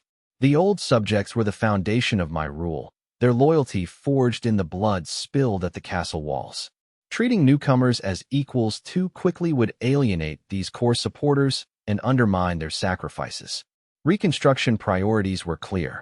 Under Chief Engineer Maul, labor was prioritized for defense. Work began on clearing rubble and rebuilding the walls shattered by Solonian artillery. Due to a stone shortage, they repurposed timber from abandoned Solonian camps and debris from enemy siege engines. The city is clearing rubble to build makeshift shelters against the cold. Food, however, remains the most pressing crisis. Carnford's pre-war grain stores are nearly exhausted after the long siege. While Solonian supplies captured during their retreat provide temporary relief, they cannot sustain the thousands of mouths to feed for long. I must rely on Count Rochefort's aid to prevent a deadly famine. Amidst the Reconstruction, I survey the revitalized, blood-soaked land. The air is filled with the sounds of labor and construction. I watch weak serfs straining to pull heavy ropes. They are hauling a massive, battle-scarred 9-pounder siege cannon. Harald's forces abandoned this heavy artillery during their chaotic retreat, leaving it as a prize for Carnford. The cannon is cracked and useless, clearly sabotaged by the Solonians. I see not a weapon, but a valuable source of high-quality cast iron. Once smelted, the metal will be forged into nails, weapons, and plowshares. In these times, iron is more precious than gold. I turn to my aides, Maul, recovering but sharp, and the exhausted yet steady Edgar. Harald's army is shattered, I say. They won't be able to mount another major offensive until at least next spring. I gesture to the former Solon camp. These months are our golden window for recovery. The castle is too small and barren. We must shift our focus to the outer city and the surrounding plains to accommodate our people. I turn to Edgar. Spring plowing is our most urgent task. We must clear the land and plant before the window closes. If we miss this season, we face starvation. Prioritize all resources, seeds, tools, and oxen for the fields. I instruct Maul to oversee the reconstruction, focusing on housing, roads, and irrigation with a long-term vision.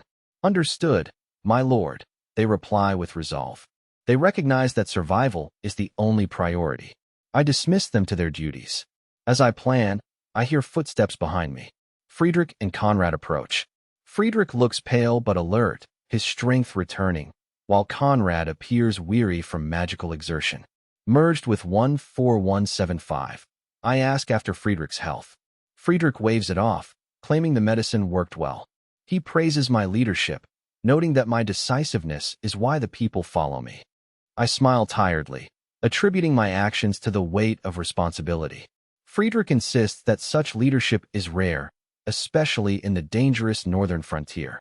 He commends me for holding the line and crushing Harald's army, promising that their father will be proud. I ask about my brother's plans. Friedrich intends to return to the royal capital to report the full extent of the Solonian threat. He aims to secure the necessary support for the northern frontier. Afterward, he will visit Franklin territory to persuade Duke Schmidt to send immediate aid to Carnford. I agree, family support is vital. I warn Friedrich to be careful, as Solonian stragglers remain in the north. Friedrich confidently agrees. I turn to Conrad. Are you leaving too? Conrad nods, noting that his pursuit of the Sorin warlock failed, as the target escaped. He found the experience, and Harald's obsession with me, intriguing. He senses that I and the Solonians will clash again. I agree, my eyes cold with intent. Harald will not let this go, and neither will I. This blood debt must be repaid. Conrad notes that if he returns, it will be to observe a place that might shift the balance of power in the north. I declare that Carnford's doors are always open to him. Conrad accepts the gratitude with a nod. 2 mornings later, the air is cold and misty. Horses are saddled and ready. Friedrich, now recovered, prepares for his journey. He must reach the royal capital and Franklin to report the victory and the dire situation in the north. Conrad stood by, his gray mage robes spotless and his expression serene. Lena and Morian followed, their faces reflecting the relief of leaving the battlefield mixed with a touch of reluctance. They carried few belongings, mostly research notes on the battle, spell usage, and the Sorin warlock's strange tactics, intended for analysis at the academy. Friedrich approached me, his massive, 2-meter frame towering over his younger brother. He patted my shoulder firmly, saying, "Carl, seeing you like this, it's good, far better than I imagined. Don't worry. Once I reach the royal capital, I will report your heroic defense of Carnford to the king. He will surely provide the support and honors you deserve." He leaned in, lowering his voice. "I will also speak to Father personally. Though he seems harsh, he is your father. Seeing you grow into the man he hoped for, holding this land on your own, he will be incredibly proud." I met his brother's warm, steady gaze, my heart full. I simply replied, "Thank you, Friedrich." We shared a brief, powerful embrace, a silent understanding between brothers. Conrad cleared his throat, breaking the heavy atmosphere. "We have stayed in Carnford long enough. It is time to return to the academy. Lena, Morian, and I must organize our observations of the siege, especially the analysis of the Sorin warlock's magic, which is vital for the Mage Council." He looked at me with subtle concern. "The path ahead is yours to walk alone. Take care." I nodded. "I will." "Thank you, Conrad. You are welcome back to Carnford anytime." I smiled playfully and opened my arms. "We've never hugged, Conrad. Shall we?" Conrad was momentarily stunned, then offered a rare, genuine smile. He accepted the stiff, scholarly embrace. I then hugged Lena and Morian goodbye. Lena blushed, looking up with admiration. "Lord, you are the bravest person I've ever met. I truly admire you." Morian shook my hand firmly. "Your strategy and courage are impressive. You are the best lord I have ever seen." The farewells were brief and sincere. The 4 mounted their horses, exchanged final nods with me, and pulled the reins. "Take care. Until we meet again." They rode off, quickly disappearing into the forest beyond the mountain road. I stood alone, watching the direction they vanished, the morning wind carrying the fading echoes of hooves. Only when the sound died away did I look away. The clearing fell silent, save for the wind whistling across the wilderness. I felt a momentary sense of emptiness. That very afternoon, the first guests arrived at the scarred walls of Carnford. It was a 500-man vanguard flying the banners of Eglinist Fortress. Leading them was Sir Valerius, the commander of Eglinist. Seeing the battered castle, walls charred and crumbled, yet with smoke rising from chimneys and the Carnford flag still flying, his arrogant expression turned to one of utter disbelief. He reined in his horse, doubting his own eyes. He had expected Conford to be a silent ruin after a month under the Solon army. How could it still be functioning and rebuilding? Flustered and embarrassed, he approached the gate, claiming he was sent by Count Eisenberg to provide relief. He was met with a cold rejection. The guards replied, "The Lord is unwell and receiving no guests. We thank Count Eisenberg for his concern, but Conford has repelled the Solonians and is handling its own recovery." Valerius was left humiliated, his face pale. He had hoped to claim credit for rushing to the rescue to gain political capital, but he wasn't even allowed inside. He could feel the cold, disdainful stares from within the city. Recalling Count Eisenberg's inaction while looking at this city that had crawled out of hell, Valerius felt too ashamed to stay. He muttered a few empty pleasantries, turned his troops around, and rode back to Eagleness to report the shocking news. The next morning, dust clouds rose on the southern road. A massive supply train appeared on the horizon. The soldiers on the walls cheered. It was the banner of France City, led by Sir Kalen. It was a logistics convoy carrying enough grain to feed 5,000 people for months. Even better, it included hundreds of skilled craftsmen, carpenters, stonemasons, blacksmiths, and hydraulic engineers, ready to settle permanently. For the struggling Conford, this was a godsend. I and Sir Laurent went out to greet them. Both men, though exhausted from the war, stood with steady resolve. "Sir Kalen, thank you. Conford will never forget Count Rochefort's generosity." I bowed deeply. With these supplies and craftsmen, the hope for rebuilding had surged. Sir Kalen dismounted and returned the bow, looking at the battlefield with awe. "Lord Carl, you are too kind." Count Rochefort insisted that standing with Conford is France City's duty. "Your feat, holding off 100,000 Solonians with only a few thousand men, is legendary." "I am in awe," Sir Laurent added. "Kalen, you didn't see the battle. Without Lord Carl, Conford would have fallen long ago." The atmosphere was warm and sincere. Kalen got to the point, gesturing to the convoy. "Lord Carl, the Count sends this grain as a gesture of friendship. And these craftsmen and their families are to stay in Conford to help you rebuild. They know the northern frontier well and will be of great use." I understood that Count Rochefort's gift of craftsmen was more than aid. It was a long-term investment and a binding alliance. By sending these craftsmen and their families, Rochefort ensured they would become the foundation of Conford's reconstruction, further cementing the ties between their territories. This was a significant favor. The Count is truly farsighted.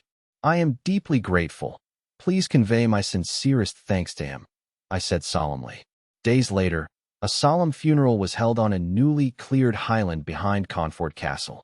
Despite the post-war devastation, I insisted on a dignified farewell for the soldiers who died defending the city. It was a tribute to the fallen and an inspiration to the living. Lacking ornate coffins, they used salvaged wood or simple linen shrouds.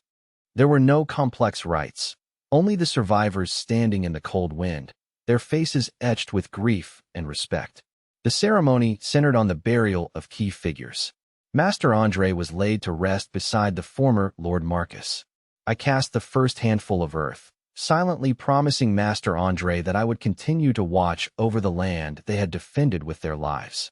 I believe this was the resting place Andre would have chosen. A new memorial park was established for the other fallen soldiers. Rows of simple wooden markers stood like silent sentinels, facing north, the direction of the enemy. Names were carved where possible. Unidentified remains were honored with collective markers. Nearly all the subjects, including the former slaves, attended the funeral. Standing among the graves, they felt a complex mix of emotions. Beyond grief and fear, a sense of unity and hope emerged. They saw their young lord not only as a survivor, but as a leader who deeply respected those who sacrificed for them.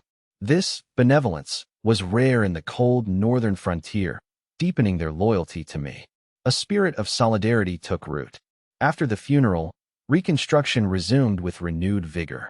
Under Edgar's supervision, the craftsmen from France City were housed and immediately began repairing walls, homes, and water systems, significantly boosting efficiency. A few days later, Sir Kalen and Sir Laurent came to bid me farewell. Their mission complete, they prepared to lead their troops back to France City. Before they departed, I handed them a vital trophy. It consisted of heavy wooden crates smelling of lime and salt. These are the heads of 1,500 Solon soldiers, processed for transport, I told them. Please present them to Count Rochefort to be forwarded to the royal capital as proof of our victory. I handed them a parchment list, stamped with my seal, detailing the count and origin of the heads. I trusted Kalin and Laurent. They were not only the count's confidants but comrades in arms who had bled beside me. Kalin eyed the crates with subtle suspicion.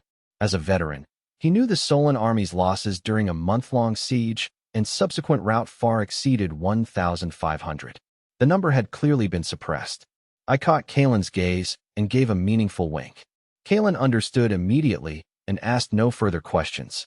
Sir Laurent accepted the list solemnly, saluting me with a steady voice. Lord Carl, I swear by my sword and honor that I will deliver these proofs intact to the Count.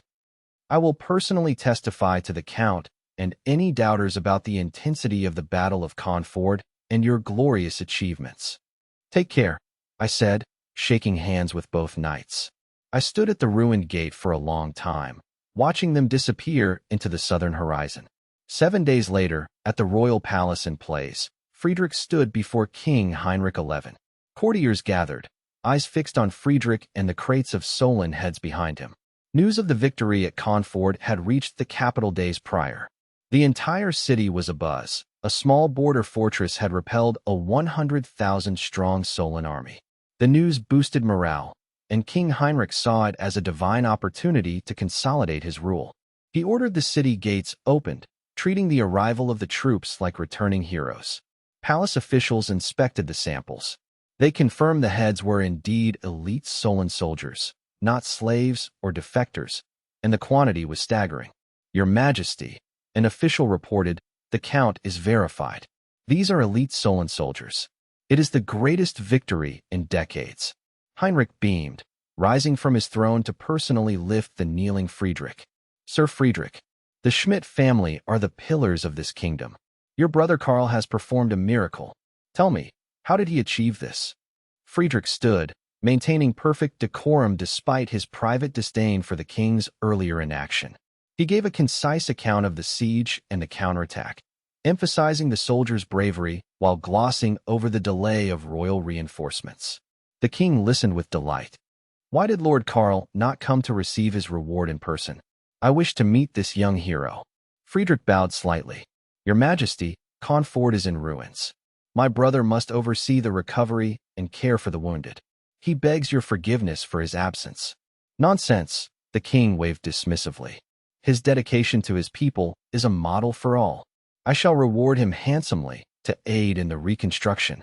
He announced the rewards for me. I was promoted to Viscount, a title historically used for deputies managing frontier lands.